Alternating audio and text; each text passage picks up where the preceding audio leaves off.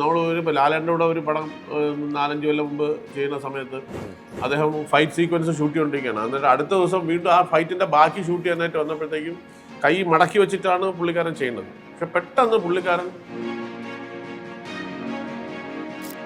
ഒരു ദിവസത്തെ റിലീസ് 10-15 സിനിമകൾ റിലീസ് ചെയ്യുന്ന കാലഘട്ടത്തിലേക്ക് വന്നു. ഈ സിനിമകൾ കാണാൻ പോലും ഓടിയെത്താൻ പറ്റാത്തത്. ആ സിനിമ റിലീസ് ചെയ്യുമ്പോൾ തന്നെ തിയേറ്ററിൽ നിന്ന് ആ സിനിമ വലിച്ചു കളയും. അപ്പം നിങ്ങൾക്ക് റോഷനെ ഇഷ്ടമുള്ള നടനാണെന്ന് വെച്ചാൽ റോഷൻ പ്രധാനമായും ചെയ്യുന്ന ഒരു പടമാണ്. അപ്പം അടുത്തിങ്ങനെ എങ്ങനെയുണ്ട് ആ പടം? എനിക്ക് ഇഷ്ടപ്പെട്ടില്ല എന്ന് റോഷനെ ഇഷ്ടമുള്ള ആളായിരിക്കും ചോദിക്കുന്നത്.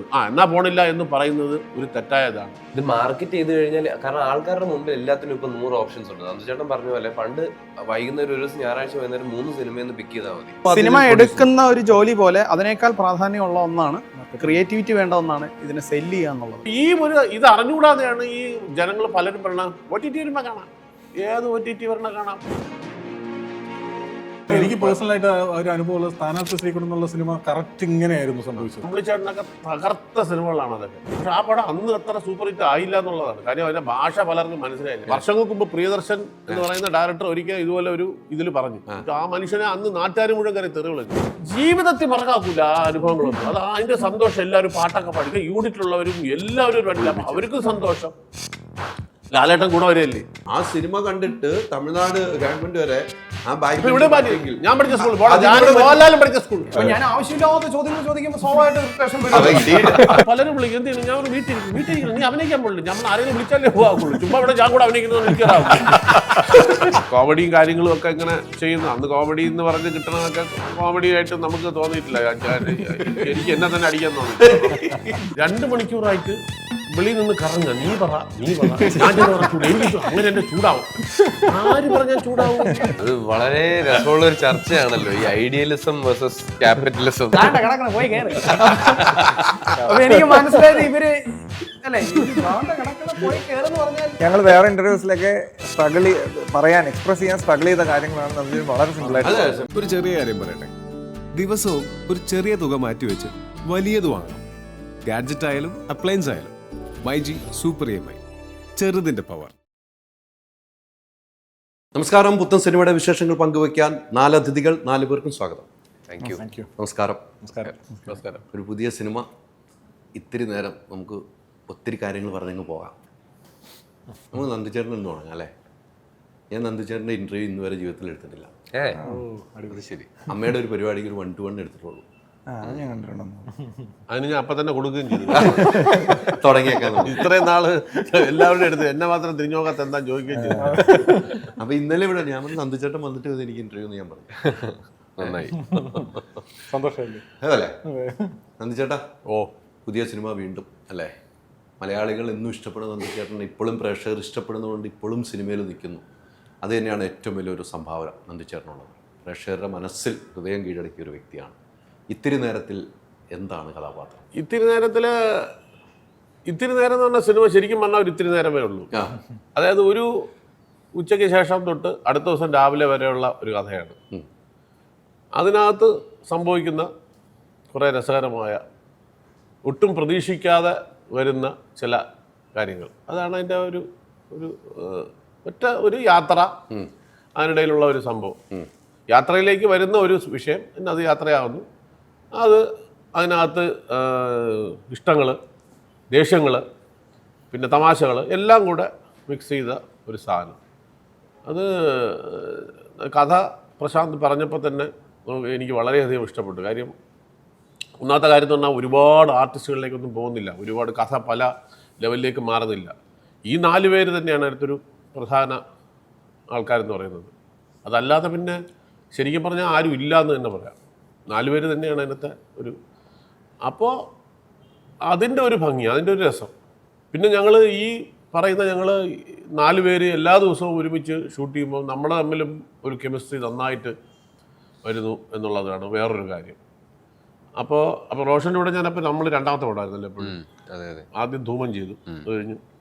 അപ്പോൾ അതൊരു എല്ലാവരും അങ്ങോട്ടും ഇങ്ങോട്ടും, ആനന്ദായാലും ശരി, സാറിനായാലും ശരി, എല്ലാവരും വളരെയധികം അങ്ങോട്ടും ഇങ്ങോട്ടും സ്നേഹത്തോടെ പെരുമാറുന്ന, അതുപോലെ തന്നെ നമ്മുടെ കാര്യങ്ങൾക്കൊക്കെ കൂട്ടു നിൽക്കുന്ന, നമുക്ക് കൃത്യമായിട്ട് കാര്യങ്ങൾ പറഞ്ഞ് മനസ്സിലാക്കി തരുന്ന ഡയറക്ടർ, ബാക്കി ക്രൂ എല്ലാവരും അപ്പോൾ അതൊരു നല്ല രസകരമായ അനുഭവമായിരുന്നു. അപ്പോൾ കഥ കേൾക്കുമ്പോൾ തന്നെ നമുക്ക് ശരിക്കും നന്നായിട്ട് വരേണ്ട സിനിമയാണ്. അതുകൊണ്ട് തീർച്ചയായിട്ടും ഓടും എന്നുള്ള വിശ്വാസം തന്നെയാണ് ഷൂട്ടിങ്ങും മുതലേ നമ്മളെല്ലാവരും മുമ്പോട്ട് വന്നത്.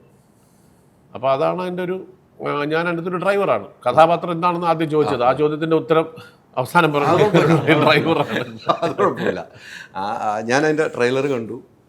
എനിക്ക് അതിൽ നിന്നും കുറച്ച് കാര്യങ്ങൾ എൻ്റെ മനസ്സിലേക്ക് കയറിയിട്ടുണ്ട്. ഈ സിനിമ എന്താണെന്ന് ഒരു നല്ലൊരു പ്രണയകഥയും കൂടിയാണ്. ഇപ്പോൾ നന്ദുചേട്ടൻ പറഞ്ഞ ഏറ്റവും ആദ്യം പറഞ്ഞ ഇതിൽ ഞാൻ പ്രണയകഥയാണോ എന്ന് ചോദിച്ചു കഴിഞ്ഞാൽ ആണോ എന്ന് ആണോ എനിക്ക് അല്ലേ എന്ന് ചോദിച്ചാൽ അല്ലേ എന്നും ചോദിക്കാവുന്ന രീതിയിലുള്ളൊരു സംഭവം അങ്ങനെ ആക്കി വെച്ചിട്ടുണ്ട്. അതാണ് അതിന്റെ അത് കാണുമ്പോഴാണ് അതിന്റെ അതെ, സിനിമ മൊത്തം കാണുമ്പോൾ അത് എങ്ങനെയാണ് പ്രണയത്തിലാണോ അല്ലെങ്കിൽ വല്ല പ്രശ്നത്തിലാണോ പോണെന്ന് കാണാൻ പറ്റുള്ളൂ. നന്ദിച്ചേട്ടൻ തുടക്കത്തിൽ പറഞ്ഞു, ഇതിന്റെ ആൻസർ തുടക്കത്തിൽ പറഞ്ഞ് ഒരുമിച്ചുള്ള യാത്ര അല്ലെ, പഴയ കാലം പോലെ ആ ഒരു ഫീൽ കിട്ടി കാണും.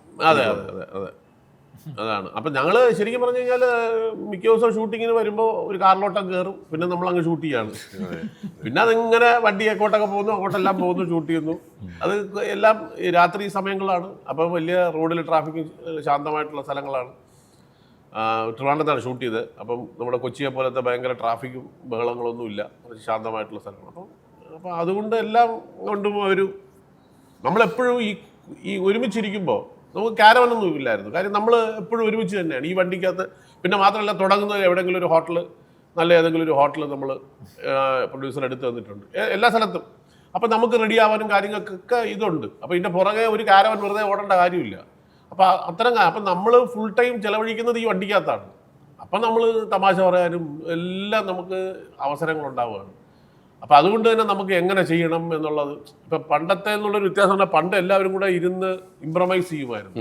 അപ്പം ആ ഒരു സംഭവം വളരെ ശുഷ്കമായിട്ട് വളരെ റെയറായിട്ട് അത് കാണാറുള്ളൂ.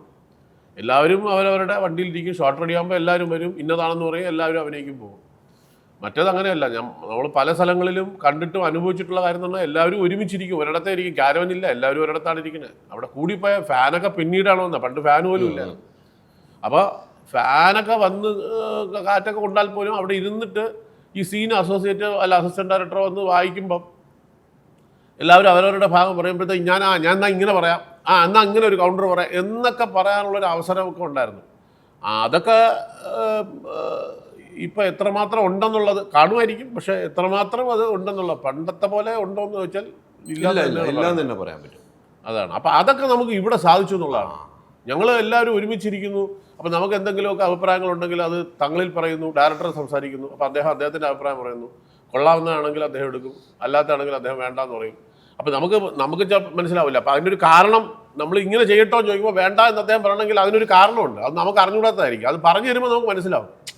അപ്പം അങ്ങനത്തെ ഒരു ബോണ്ടിങ് ഉണ്ടായിരുന്നുള്ളതാണ്. അപ്പം അതുകൊണ്ട് തന്നെയാണ് ഈ കഥയും മാത്രമല്ല എല്ലാവരുടെ ഇൻവോൾവ്മെൻറ്റും ഒക്കെ കൂടെ വന്നപ്പം പിന്നെ നമുക്ക് നമ്മുടെ നായിക ഇപ്പം സെറനില്ല, പക്ഷേ വൺ ഓഫ് ദ ഫൈനസ്റ്റ് ആക്ടേഴ്സാണ്, വളരെ നല്ലൊരു ആക്ടറാണ്. അപ്പോൾ അതുകൊണ്ട് അവരുടെ പെർഫോമൻസ് എല്ലാം കൊണ്ടും നമുക്ക് വളരെ സന്തോഷമായിട്ട് ഷൂട്ട് ചെയ്തതാണ്. അതുകൊണ്ട് തീർച്ചയായിട്ടും നമ്മുടെയൊക്കെ പ്രാർത്ഥന എന്ന് പറഞ്ഞാൽ ഈ സിനിമ നന്നായിട്ട് വരണം, ഓടണം എന്നുള്ളതാണ്. തീർച്ചയായിട്ടും അങ്ങനെ തന്നെ ആകണം ഈ സിനിമ. ഡയറക്ടറെ സംബന്ധിച്ചുള്ള ഈ പറഞ്ഞ പോലെ പഴയ തലമുറയെന്ന് വെച്ചാൽ ഇപ്പോഴും എങ്ങായിട്ടിരിക്കുന്ന നന്ദുചേട്ടൻ ഉൾപ്പെടെയാണ് ഈ സിനിമയ്ക്ക് യാത്ര. നന്ദുചേട്ടൻ പറഞ്ഞ ഏറ്റവും വലിയ പോയിന്റ് പഴയ കാലം ഓർക്കാൻ പറ്റുന്ന ഒരു സിനിമയുടെ യാത്രയായിരുന്നു. തുടക്കം മുതൽ തന്നെ നന്ദുചേട്ടനാണ് ഈ വേഷമെന്ന് ഡയറക്ടറിൻ്റെ മനസ്സിലുണ്ടായിരുന്നു. ഇത് കാസ്റ്റിംഗ് നടന്ന ഒരു ഓർഡറല്ല. എനിക്കൊന്ന് ആദ്യം റോഷനാണ് ഇന്നായത്, പിന്നെ എനിക്കൊന്ന് ആനന്ദ് വന്നു, പിന്നെ സെറിൻ. നന്ദുചേട്ടൻ കുറച്ചും കൂടെ ഒരു ലേറ്റർ സ്റ്റേജിലാണ് വരുന്നത്. ഈ പറഞ്ഞ പോലെ നമുക്ക് കുറച്ച് റിക്വയർമെൻറ്റ്സ് ഉണ്ടായിരുന്നു. ഈ പറഞ്ഞ വളരെ ലൈക്കബിൾ ആയിട്ടുള്ള ആൾ എന്നുവെച്ചാൽ ഒരു തമാശ ആദ്യം നമ്മൾ കാണുമ്പോൾ ഈ ക്യാരക്ടർ എനിക്കൊന്ന് ഈ സിനിമയിൽ ഏറ്റവും എല്ലാ ക്യാരക്ടേഴ്സ് ഈ ഒരു ചെറിയ സ്പാനിലാണെങ്കിൽ പോലും എല്ലാ ക്യാരക്ടേഴ്സിനും ഒരു ജേർണി ഉണ്ട്. ഒരു ഇമോഷണലി അവരൊരു ട്രാൻസിഷൻ, അവരുടെ ആസ് പേഴ്സണാലിറ്റീസ് അവരൊരു ട്രാൻസിഷൻ അവർ കടന്നു പോകുന്നുണ്ട്. അത് എല്ലാവർക്കും ഉണ്ട്. അതിൽ ഈ നമ്മൾ കാണുന്ന ട്രാൻസിഷൻ ഏറ്റവും കൂടുതൽ നന്ദുചേട്ടൻ്റെ ഈ രാജൻ എന്ന് പറയുന്ന ഡ്രൈവറിൻ്റെ ക്യാരക്ടറിനാണ്. ആദ്യം നമ്മൾ വളരെ എന്താണ് പറയുന്നത്, എല്ലാം തമാശയായിട്ട് എടുക്കുന്ന ഒരു ആൾ എന്നുള്ള രീതിയിൽ ഒരു എന്താ പറയുക, ഒരു അലമ്പ് സെറ്റപ്പ് എന്ന് തോന്നുന്ന ഒരാൾ. പക്ഷേ അയാളുടെ ഒരു ഇമോഷണൽ ഡെപ്ത് എന്താണ്, അയാൾ അനുഭവിച്ച ജീവിതത്തിൽ നിന്ന് അയാളെ പഠിപ്പിച്ചിട്ടുള്ള കാര്യങ്ങൾ എങ്ങനെയാണ് ഈ ബാക്കി എല്ലാ ക്യാരക്ടേഴ്സിനും ഒരു ഫാദർ ഫിഗറായിട്ടോ അല്ലെങ്കിൽ ഒരു മൂത്ത ജ്യേഷ്ഠൻ്റെ റോളിലോ എങ്ങനെയാണ് ഇമോഷണലി അവർക്ക് താങ്ങാവുന്നത് എന്നൊരു സാധനം. അപ്പോൾ ഇമോഷണൽ മെച്യൂരിറ്റിയുടെ ഒരു കാര്യം ഈ പറയുന്ന 4 പേരുടെ ഒരു കൂട്ടത്തിൽ അത് ശരിക്കും. അപ്പോൾ അത് നന്ദുചേട്ടനൊരു ഓപ്ഷൻ വന്നപ്പോൾ എനിക്ക് കറക്റ്റായിട്ട് പറ്റും എന്ന് തോന്നി. കാരണം ഈ രണ്ട് എക്സ്ട്രീംസും നന്ദുചേട്ടൻ നമ്മൾ കണ്ടിട്ടുണ്ട്. അപ്പോൾ ഇത് രണ്ടും കൂടെ ഇതിലേക്ക് കൊണ്ടുവരാന്നുള്ളതായിരുന്നു. പിന്നെ ഈ നന്ദുചേട്ടൻ പറഞ്ഞ കാര്യം ഞാനിപ്പോഴാണ് ആ രീതിയിൽ ആലോചിച്ചത്.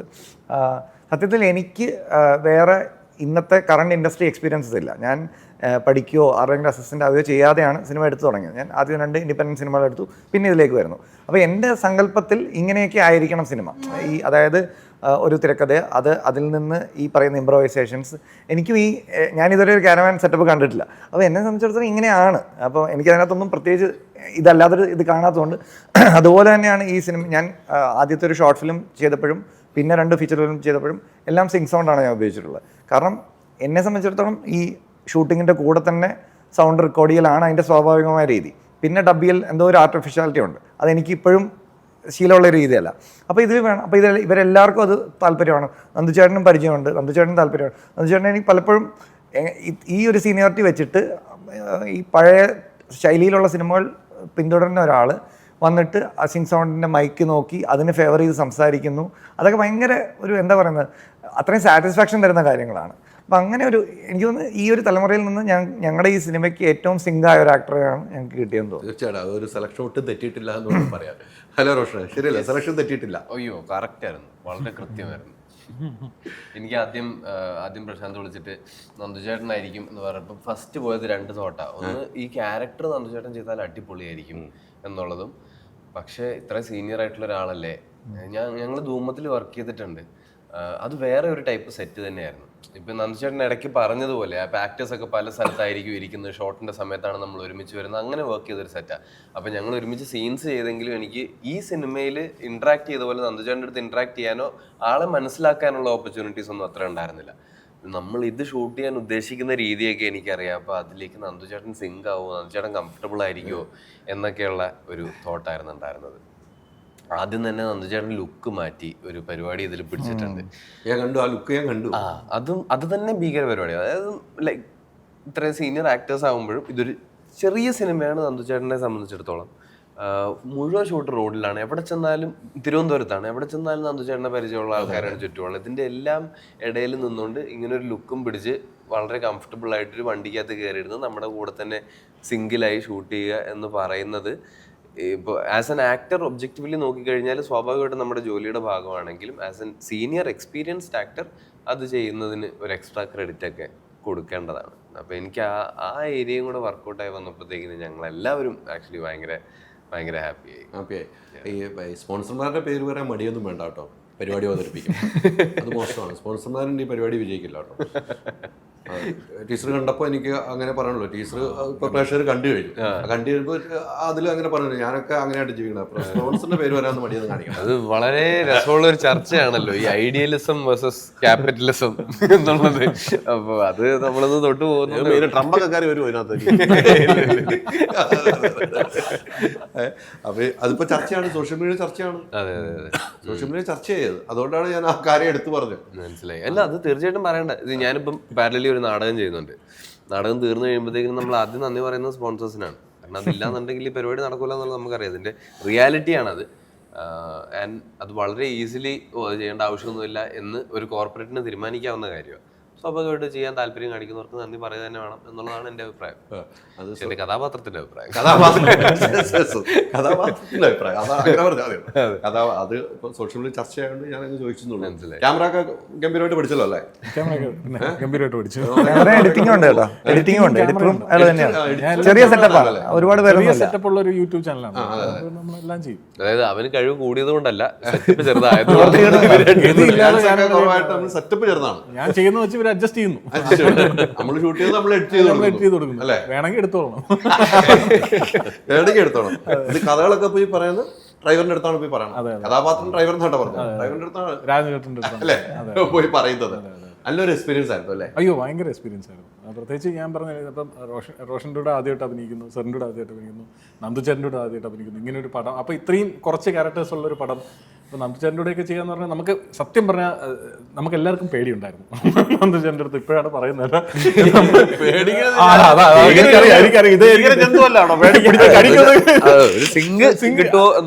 അതിപ്പോൾ പറയുന്നത് എനിക്കറിയാം. അപ്പോൾ ഈവൻ ഒരു നമുക്കൊരു സംശയം വന്നപ്പോൾ നോർമലായിട്ട് ആ ട്രെയിൻ പോകുന്ന അപ്പം പ്രശാന്ത് ചേട്ടൻ്റെ ചേട്ടാ ഇങ്ങനെയല്ലേ അത് പറയണത്, അപ്പം നന്ദു ചേട്ടൻ്റെ അടുത്ത് നിങ്ങൾ പറയുമെന്നാണ് പ്രശാന്ത് ചേട്ടൻ അത് ഫസ്റ്റ് ഡേ ആണ്, ഫസ്റ്റ് ഡേ ആണ്.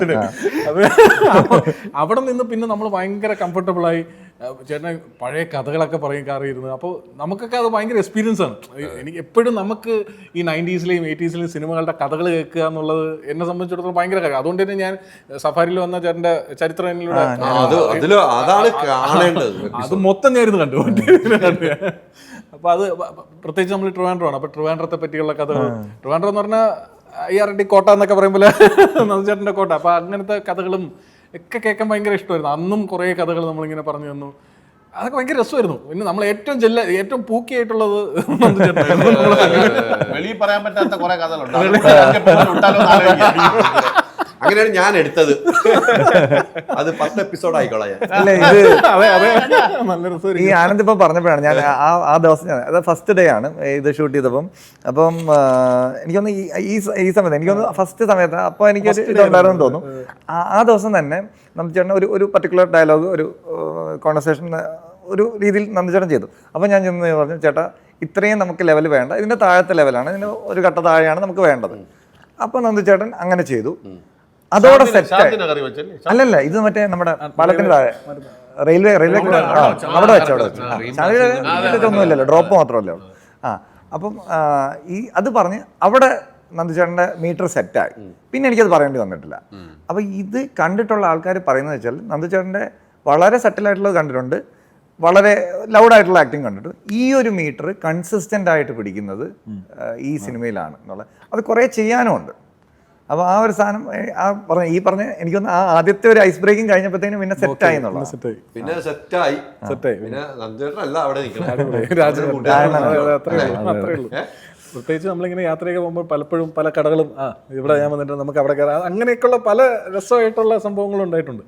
ഈ റോഷനും ഭയങ്കര എക്സ്പീരിയൻസ്. ഈ കഥകൾ കേൾക്കുമ്പോൾ നമുക്ക് പഴയ ആളുകളിൽ നിന്ന് കഥകൾ സിനിമയുടെ കാര്യങ്ങളാണ് പറയുന്നത്. പിന്നെ അവരന്നത്തെ എക്സ്പീരിയൻസ് ഷൂട്ട് ചെയ്യാൻ പോയാൽ അങ്ങനെ ഒരു സാധനം കേൾക്കുമ്പോൾ നമുക്കും ഇങ്ങനെയൊക്കെ ആയിരുന്നെങ്കിൽ എന്ന് ചിന്തിച്ചിട്ടുണ്ടാവല്ലോ ഇനിയുള്ള കാലഘട്ടം, അല്ലേ? അതെ അതെ, അത് തന്നെയല്ല. അതിനകത്ത് ഭയങ്കര ക്യൂരിയോസിറ്റി ഉള്ളൊരു പരിപാടി എന്ന് വെച്ചാൽ നമ്മൾ ഇതിന്റെ ഇപ്പുറത്തെ ആംഗിൾ കണ്ടിട്ടുണ്ടല്ലോ. ഇപ്പം നമ്മൾ സിനിമ കണ്ട് ഇഷ്ടപ്പെട്ട് തുടങ്ങിയ കാലം പോലും നന്ദുചേട്ടൻ്റെ ക്യാരക്ടേഴ്സ് കണ്ടിട്ടുണ്ട്, ഇഷ്ടപ്പെട്ടിട്ടുള്ള സിനിമകളിൽ കണ്ടിട്ടുണ്ട്. അപ്പോൾ ഈ കഥകൾ അവിടെ തൊട്ടുമൊക്കെ പോകുമ്പോഴത്തേക്കിനും നമുക്ക് ഭയങ്കര ഇത് ഞാൻ സിനിമ ഞാൻ TV കണ്ടതാണല്ലോ കാര്യമാണ് ഈ പറയുന്നത് എന്നൊക്കെയുള്ളത്. അത് ഭയങ്കര കൗതുകം ഉള്ളൊരു പരിപാടി. ഇപ്പൊ ആനന്ദ് പറഞ്ഞാലും നന്ദുചേട്ടനെ എല്ലാവർക്കും സെറ്റിൽ വരുമ്പോൾ ഒരു പേടിയുണ്ടെന്ന് പറയണ എന്തുകൊണ്ടാണ്? അല്ല, അത് സീനിയോറിറ്റി അത്രേ ഉള്ളൂ. അല്ലാതെ ഞാൻ വഴകിടാൻ പോകുമ്പോൾ അങ്ങനത്തെ ഒരു ശീലമുള്ള ആളല്ല. ഇന്ന് വരെ അങ്ങനെ ഒരു കഥ കേട്ടിട്ടുമില്ല. ചില വളരെ അപൂർവം ചില സമയം നമുക്ക് ദേഷ്യമുള്ള ചില സിറ്റുവേഷൻസ് ഒക്കെ ഉണ്ടായിട്ടുണ്ട്. പക്ഷെ അതൊന്നും അങ്ങനെയൊന്നും ഞാൻ വളരെ ശാന്തമായിട്ട് എല്ലാവരോടും സ്നേഹത്തോടെ, മാത്രമല്ല ഞാൻ അങ്ങനെ ഇവരാരെയും ഞാൻ നീന്നു പോലും ഞാൻ പറയില്ല. ഞാൻ എനിക്ക് അത്ര അടുത്ത സുഹൃത്ത് ബന്ധമുള്ള എൻ്റെ പഴയ കൂട്ടുകാരും അങ്ങനത്തെ വളരെ ചില ആൾക്കാരെ മാത്രമേ ഞാൻ നീയെന്നോ എടാന്നോ വിളിക്കാറുള്ളൂ. അല്ലാതെ ഞാൻ ആരെയും ഒരു മനുഷ്യനെ നീന്നോ എടാന്നോ ഒന്നും വിളിക്കാറില്ല. അപ്പോൾ എല്ലാവരും ബഹുമാനത്തോടെ ഞാൻ സാർന്ന് വിളിക്കണം. അപ്പോൾ അവർ നിങ്ങളിതിന് സാർന്ന് വിളിക്കുന്നത് അത് ബഹുമാനത്തിൻ്റെ ഒരു ഭാഗമാണ്, അത്രയേ ഉള്ളൂ. അല്ലാതെ വേറെ പിന്നെ അല്ലെങ്കിൽ പിന്നെ ചേട്ടാന്നോ അണ്ണാന്നോ, എന്നെക്കാട്ടിലും പ്രായം കുറഞ്ഞ എത്രയോ ആൾക്കാരെ ഞാൻ ചേട്ടാന്ന് വിളിക്കുന്നുണ്ട്, എത്രയോ പേരെ വിളിക്കുന്നുണ്ട്. അത് ചേട്ട എന്ന് പറയുന്നത് മൂത്ത ആളായതുകൊണ്ടല്ല, അതൊരു സ്ഥാനം, നമ്മളൊരു ബഹുമാനം കൊടുക്കുന്നതാണ്. അല്ലെ ബഹുമാനത്തിന്റെ പുറത്ത് നമുക്ക് എങ്ങനെ വിളിക്കാവും? സാറെന്ന് വിളിച്ചു കഴിഞ്ഞാൽ ഒരു ഗ്യാപ്പ്, ഒരു ഒഫീഷ്യൽ ആയിപ്പോ. അപ്പം നമുക്ക് അടുത്ത് വിളിക്കാൻ പറ്റുന്ന ചേട്ട എന്ന് വിളിക്കുന്നത്. അതുപോലെ നമ്മളെക്കാളും പ്രായം കുറഞ്ഞ സീനിയർ ആയിട്ടുള്ള നടിമാരുണ്ട്, അവരെ ഞാൻ ചേച്ചിന്ന് വിളിക്കും. അപ്പോൾ എല്ലാവരും ചേട്ടാ നീ എന്തിനാ അവരെയൊക്കെ ചേച്ചിന്ന് വിളിക്കുന്നത്, നിന്നെക്കാളും ഇളയതല്ലേ? ഞാൻ പറഞ്ഞ പിന്നെ എങ്ങനെ വിളിക്കും? പേര് പറഞ്ഞു വിളിക്കും. അത് ഞാൻ വിളിക്കില്ല, എനിക്ക് അങ്ങനത്തെ ശീലമില്ല. ഞാൻ അവരെ ബഹുമാനത്തോടെയാണ് വിളിക്കുന്നത്. കാര്യം അവർ നമ്മളെക്കാളും സീനിയറാണ്. അപ്പം നമ്മൾ ബഹുമാനത്തോടെ തന്നെ വിളിക്കണം. അങ്ങനെ പേര് പറഞ്ഞ് വിളിക്കുന്ന അടുത്ത ബന്ധമുള്ള വളരെ കുറച്ച് ആൾക്കാരാണ് അന്നുണ്ടായിരുന്നത്. അത് അത്ര നമ്മൾ കൂടുതൽ വർക്കുകൾ ചെയ്തിട്ടുള്ളതുകൊണ്ട് അങ്ങനെയുള്ള വളരെ കുറച്ച്, ബാക്കി എല്ലാവരും ഞാൻ ചേച്ചി എന്നാണ് വിളിക്കുന്നത്. അപ്പോൾ അതിനൊരു ബഹുമാനം നമ്മൾ കൊടുക്കുക എന്നുള്ളത് മാത്രമേ ഉള്ളൂ. അല്ലാതെ ഞാൻ ഒരു ആളെയും എടാ പോടാ നീ എന്നുള്ള ഒന്നും പറയാറില്ല. അത് നമ്മളൊരു ശീലമാണ് അതങ്ങനെ. അപ്പോൾ അതുകൊണ്ട് തന്നെ ഈ ഭയക്കണു എന്ന് പറഞ്ഞു. ഇപ്പോൾ ഇന്നലെ തന്നെ ഇപ്പോൾ ഞാനൊരു ഷൂട്ടിങ് ചെയ്യുകയാണ്. അവിടെ ശരിക്കും പറഞ്ഞാൽ 2 മണിയായപ്പോഴത്തേക്ക് 3 മണിയായപ്പോൾ എൻ്റെ വർക്ക് കഴിഞ്ഞു. അല്ല ശരി 4 മണിയായപ്പോൾ എൻ്റെ വർക്ക് കഴിഞ്ഞു. ഞാനപ്പോൾ ഈ ക്യാരവനകത്ത് ഇങ്ങനെ ഇരിക്കുകയാണ്. 7:30 മണിയായപ്പോഴാണ് എൻ്റെ അടുത്തൊന്ന് പറയണത് വർക്ക് തീർന്നു. അത് വന്ന് പറയണത് മേക്കപ്പ് മാനാണോ എന്ന് പറയണത് എൻ്റെ അടുത്ത്. അപ്പം ഞാൻ ചോദിച്ചു ഓക്കെ പറഞ്ഞു, വിഗ്ഗൊക്കെ ഉണ്ടായിരുന്നു, വിഗ്ഗൊക്കെ ഊരണം.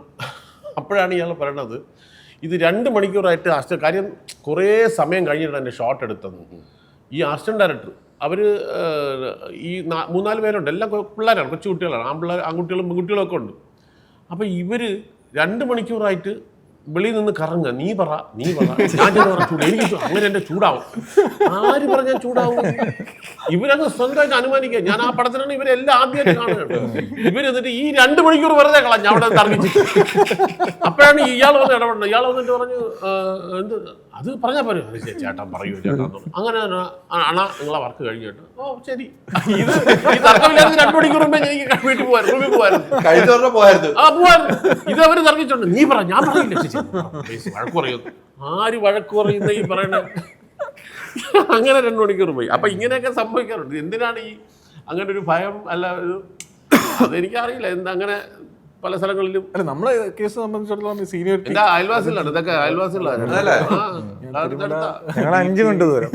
അങ്ങോട്ട് ജഗതിയിലോട്ടോ പൂജപ്പനോട്ടോ ബാക്കിയെല്ലാം സെറ്റാണ്. റോഷനൊക്കെ അങ്ങോട്ട് കൊണ്ടുപോകാനാണ്. എനിക്ക് കുറെ കണക്ഷൻസ് ഉള്ള സ്ഥലം, അതുകൊണ്ട് മാറിയാൽ കുഴപ്പമില്ല.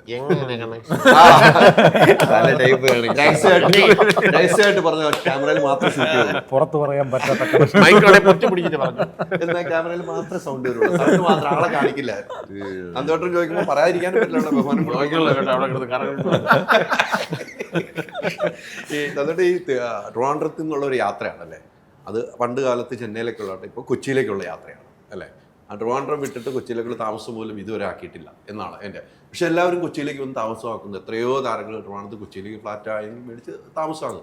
അന്തോട്ടിന് എന്തുകൊണ്ട് അങ്ങനെ മാറണ്ട എന്നൊരു തീരുമാനം? അതിന് ഒന്നിൽ കൂടുതൽ കാരണങ്ങളുണ്ട്. ഒന്ന്, ഞാൻ സുഹൃത്ത് ബന്ധത്തിന് ഭയങ്കര വില കൊടുക്കുന്ന ആളാണ്. എൻ്റെ കൂടെ കൊച്ചിലെ മുതൽ കളിച്ചു വളർന്ന കൂട്ടുകാരാണ് ഇപ്പോഴും എൻ്റെ ഫ്രണ്ട്സ്. ഞങ്ങൾ 10-16 പേരുണ്ട്. ഞങ്ങൾക്കൊരു ഫ്രണ്ട്സ് ഓഫ് ഞങ്ങൾ ഞാൻ തെക്കാടാണ് ജനിച്ചു വളർന്നത്. ഇപ്പോൾ ഫ്രണ്ട്സ് ഓഫ് തെക്കാടെന്ന് ഞങ്ങൾ ഗ്രൂപ്പുണ്ട്. അതൊരു 16-17 പേരുണ്ട്.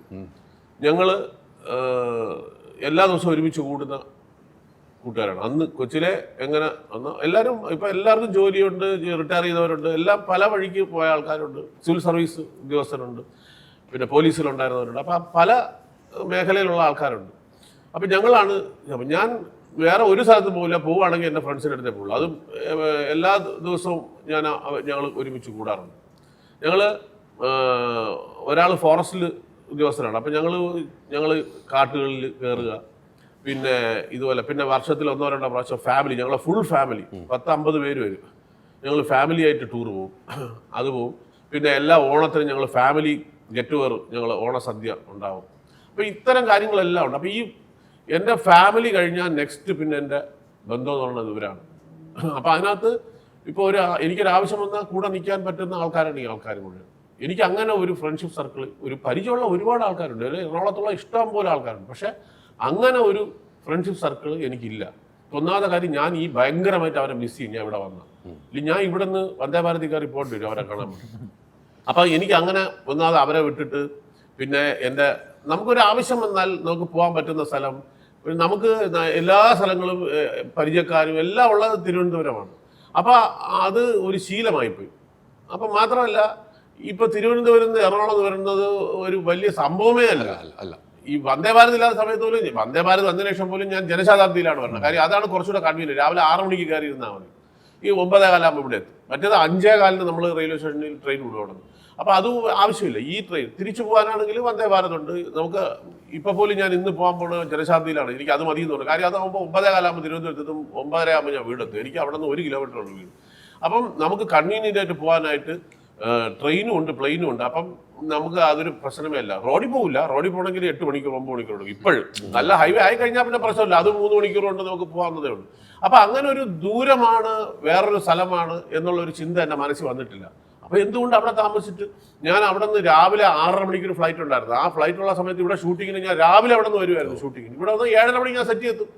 ഇവൻ തൊടുപുഴയാണെങ്കിലും മൂവാറ്റുപുഴയൊക്കെ ആണെങ്കിൽ പോലും ഈ ഫ്ലൈറ്റ് വന്നാൽ എനിക്ക് 7:30 മണി 8 മണിക്ക് മുമ്പ് ഞാൻ ലൊക്കേഷൻ എത്തും. അപ്പം അങ്ങനെ പോലും നമുക്ക് വരാൻ സാധിക്കും. അപ്പോൾ വെറുതെ ഇവിടെ വന്ന് റൂം എടുത്ത് താമസിച്ച് അതിൻ്റെ ആവശ്യമില്ലാത്തതുകൊണ്ട് അങ്ങനെ വന്നിട്ടുണ്ട് പല പ്രാവശ്യം. അപ്പം ഇതൊരു ദൂരമായിട്ട് ഞാൻ കണക്കാക്കില്ല. പിന്നെ മാത്രമല്ല, ഇവിടെ നമുക്ക് എപ്പോഴും ഭയങ്കര ട്രാഫിക്കാണ്. നമുക്ക് ഈ ഏറ്റവും കൂടുതൽ വളരെ വലിയ രീതിയിൽ വളർന്നുകൊണ്ടിരിക്കുകയാണ് എറണാകുളം. പക്ഷെ അതിനനുസരിച്ച് റോഡുകൾ വലുതാവണില്ല, അതിനനുസരിച്ച് ഫ്ലൈ ഓവറുകളും കാര്യങ്ങളും വരണില്ല. ഇപ്പം ഞാൻ കോയമ്പത്തൂരാണ് ഷൂട്ടിങ്. കോയമ്പത്തൂർ മിനിഞ്ഞാന്ന് മുഖ്യമന്ത്രി വന്നൊരു ഫ്ലൈ ഓവർ ഇനാഗ്രേഷൻ 10 കിലോമീറ്ററാണ്. അതായത് ആ സിറ്റിയുടെ നടുഭാഗത്ത് നിന്ന് കയറി നേരെ എയർപോർട്ടിൽ കൊണ്ടിറങ്ങും. അവിടെ അത് അപ്പം മാത്രമല്ല അവിടെ എത്ര ഫ്ലൈ ഓവർ എന്ന് എനിക്ക് തന്നെ അറിയില്ല. ഇവിടെ പണ്ട് ഞാൻ കോയമ്പത്തൂർ പോകുമ്പോൾ ഒരു 30-35 കൊല്ലത്തിന് മുമ്പ് എൻ്റെ കസിൻ അവിടെ ഉണ്ട്. അപ്പോഴൊക്കെ പോകുന്ന സമയത്ത് ഒരേ ഒരു ഫ്ലൈ ഓവറാണ്. അന്ന് ഈ ഫ്ലൈ ഓവർ കണ്ടിട്ട് അയ്യോ എന്ത് രസമായിരിക്കും കാണാനെന്ന്. ആ ഫ്ലൈ ഓവർ ഒരു തേങ്ങയല്ല ഇപ്പം, അത് ആ കൂടെ ഒരു 1.5 അടി നീളത്തിലൊരു സാധനം. ഇപ്പം അതിഭയങ്കരമായ ഫ്ലൈ ഓവേഴ്സ് വന്നിരിക്കുകയാണ്. അപ്പം അതുപോലെ നമുക്കിവിടെ വരണില്ല. ഇവിടുത്തെ ട്രാഫിക് നമുക്ക് ഒരിടത്ത് പോകണമെന്ന് പറഞ്ഞാൽ ഇപ്പം ഏറ്റവും രസം എന്ന് പറഞ്ഞാൽ ഇപ്പോൾ തിരുവനന്തപുരം കൊച്ചിയിൽ നിന്ന് നമ്മളിപ്പോൾ താമസിക്കുന്ന വൈറ്റിലയിലോ കടവന്ത്രയിലോ ആണെങ്കിൽ ഇവിടെ നിന്ന് എയർപോർട്ടിൽ പോകണമെങ്കിൽ പണ്ട് നമുക്കൊരു കണക്കൂട്ടലുണ്ട്. നമുക്ക് ഫ്ലൈറ്റ് പോകണമെങ്കിൽ 1 മണിക്കൂർ മുമ്പ് എത്തണം. അപ്പം നമ്മൾ അതിനൊരു 3/4 മണിക്കൂർ മുമ്പ് ഇറങ്ങിയാൽ മതി. പക്ഷേ 3/4 മണിക്കൂറൊക്കെ സ്വപ്നത്തിലാണ്. ഇപ്പം കഷ്ടാലാണെന്നുണ്ടെങ്കിൽ നമ്മൾ 2 മണിക്കൂറായാലും എത്തൂല അവിടെ. അപ്പം എത്ര നേരത്തെ ഇറങ്ങണം നമുക്ക് പോലും അറിഞ്ഞൂടാ. അല്ലെങ്കിൽ കളമശ്ശേരി ചെന്ന് ചുറ്റി തിരിഞ്ഞ് ഇടവഴി കൂടെയൊക്കെ അത് അറിയാവുന്നവനാണെങ്കിൽ അതുവഴി പോകാം. ഇത് അതുമല്ലെങ്കിൽ നമ്മൾ ഈ മെയിൻ റോഡിൽ കൂടെ പോകുകയാണെന്നുണ്ടെങ്കിൽ എവിടെ ബ്ലോക്ക് വരും ഒന്നും നമുക്ക് നിശ്ചയിക്കാവില്ല. അപ്പം അങ്ങനത്തെ ഒക്കെ ഒരു ട്രാഫിക്. മറ്റേത് എനിക്ക് ഇപ്പോൾ തിരുവനന്തപുരത്താണെങ്കിൽ എയർപോർട്ടിൽ പോകണമെങ്കിൽ ഫ്ലൈറ്റ് 1 മണിക്കൂറുണ്ട്. എനിക്ക് അതിനൊരു 15 മിനിറ്റും ഇറങ്ങി, അതിൽ 20 മിനിറ്റും ഇറങ്ങി. 20 മിനിറ്റ് മതി മാക്സിമം എനിക്ക് എൻ്റെ വീട്ടിൽ നിന്ന് എനിക്ക് എയർപോർട്ടിൽ എത്താൻ. അപ്പോൾ അങ്ങനത്തെ കുറേ സൗകര്യങ്ങളുണ്ട്. റെയിൽവേ സ്റ്റേഷനാണ് 1 കിലോമീറ്റർ. 5:55 ജനശതാബ്ദി പോണത്. ഞാൻ 5:45 വീട്ടിൽ നിന്ന് ഇറങ്ങുന്നത്. 5 മിനിറ്റ് കൊണ്ട് ഞാൻ അവിടെ എത്തും.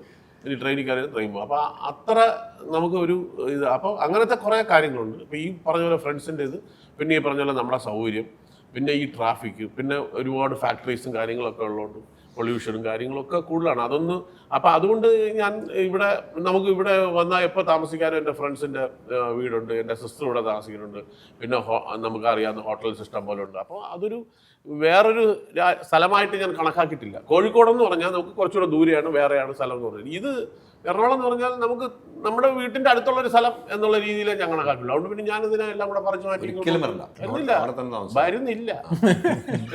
നന്ദുചേട്ടനാണ് നമ്മുടെയൊക്കെ ഇൻസ്പിറേഷൻ. എൻ്റെ പ്രശാന്തന്റെ ഇൻസ്പിറേഷൻ നന്ദുചേട്ടനാണ്. ഇങ്ങോട്ട് മൂവ് ചെയ്തിരിക്കാനുള്ള ഇൻസ്പിറേഷൻ ഇതേ കാരണങ്ങൾ തന്നെ. രണ്ടുപേരും കൂടി കേട്ടോ, രണ്ടുപേരും കൂടി ഇത് തന്നെ. സ്പിരിറ്റ് ഇറങ്ങി കഴിഞ്ഞിട്ട് ആ പടം റിലീസ് ചെയ്ത് നല്ല രീതിയിൽ ഓടിക്കൊണ്ടിരിക്കുന്ന സമയത്ത് ഞാൻ വേറെ ഏതോ സമയത്ത് വന്നപ്പോഴത്തേക്കും മമ്മൂക്ക കണ്ടു. മമ്മൂക്ക കണ്ടോണ്ടാ ഞാൻ കണ്ടു കേട്ടോ, നന്നായിട്ടുണ്ട്, നിനക്ക് എറണാകുളത്തേക്ക് മാറേണ്ട സമയമായി എന്ന് പറഞ്ഞു. ഞാൻ പറഞ്ഞ് തല്ലിക്കൊന്നാലും ഞാൻ മാറില്ല, എത്ര വലിയ ആളായാലും ഞാൻ അവിടെ തന്നെ കാണുള്ളൂ തിരുവനന്തപുരത്ത്. അതെന്താ എറണാകുളം ഇഷ്ടമല്ല? ഞാൻ പറഞ്ഞു വളരെ ഇഷ്ടമാണ്, ഒരു കുഴപ്പമില്ല, എനിക്ക് ഭയങ്കര ഇഷ്ടമുള്ള സ്ഥലമാണ്. ഈ കായലുകളും ഇതൊക്കെ ഫോർട്ട് കൊച്ചിയൊക്കെ എനിക്ക് ഭയങ്കര ഇഷ്ടമുള്ള സ്ഥലമാണ്. പക്ഷെ താമസം ഞാൻ അവിടെ, എനിക്ക് ഇവിടെ ഫോർട്ട് കൊച്ചി വന്നിപ്പോൾ എനിക്ക് മീൻ കഴിക്കണമെന്നുണ്ടെങ്കിൽ എനിക്ക് അവിടെ നിന്ന് വന്ന് കഴിച്ചിട്ട് തിരിച്ചു പോകാൻ വേണമെങ്കിൽ കാര്യം 3 മണിക്കൂറത്തെ യാത്രയേ ഉള്ളൂ. അതുകൊണ്ട് ഞാൻ പറഞ്ഞു ഞാൻ ഇവിടെ വിട്ട് വരില്ല, തിരുവനന്തപുരം തന്നെ നമ്മുടെ സ്ഥലം എന്ന് അദ്ദേഹത്തിന് അന്ന് ആ കാലം അന്ന് 2012 12 ചോദിച്ചാണ്. പക്ഷെ ഇതൊക്കെ കേട്ട് പിടിക്കണം കേട്ടോ. ഞാൻ ചങ്ങനാശ്ശേരിക്കാരനല്ലേ, എനിക്ക് ഓക്കെയാണ്.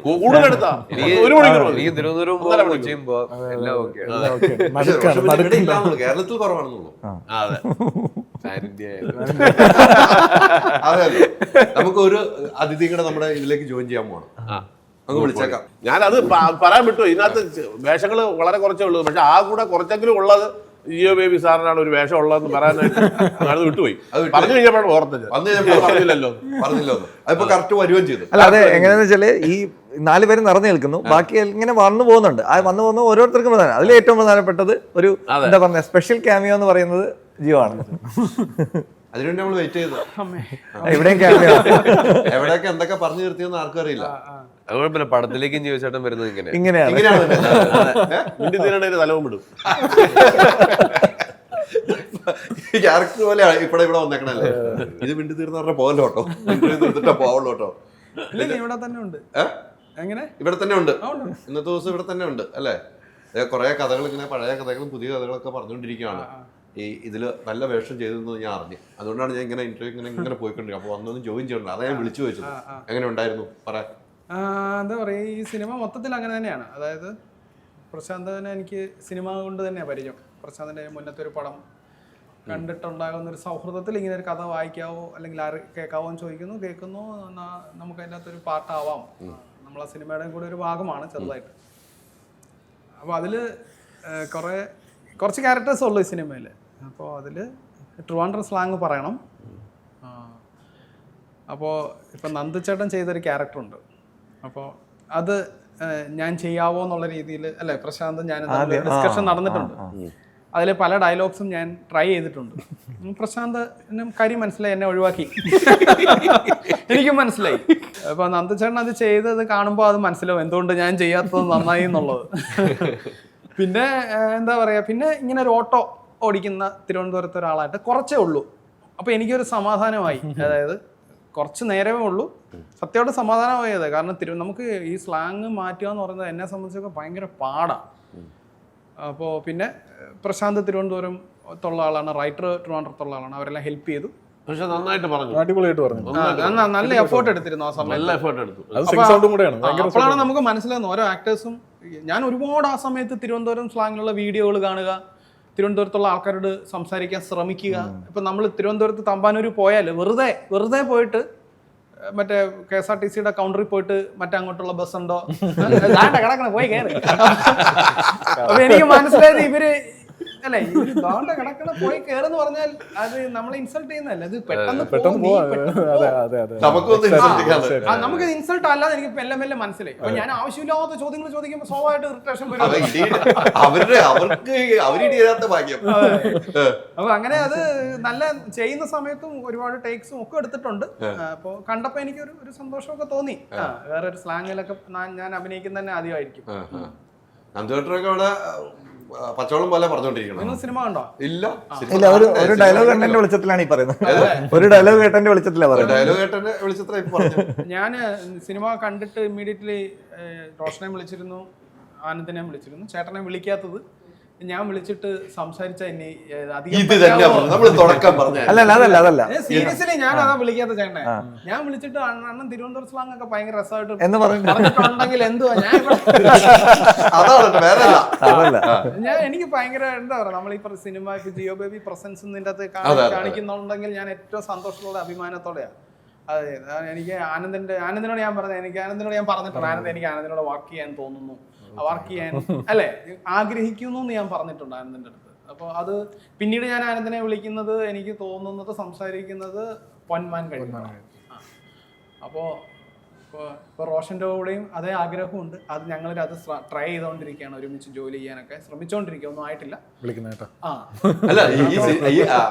നന്ദേട്ടാ, ഈ സിനിമയിലൂടെ വേറെ സിനിമകൾ ഉണ്ടാവും കേട്ടോ. അല്ല, അതാ പറഞ്ഞ ഞാൻ ഒരു സെക്കൻഡ് ഇത് സംസാരിച്ചിട്ട് വയ്ക്കാം. എന്നാ ഞാൻ പറഞ്ഞേ,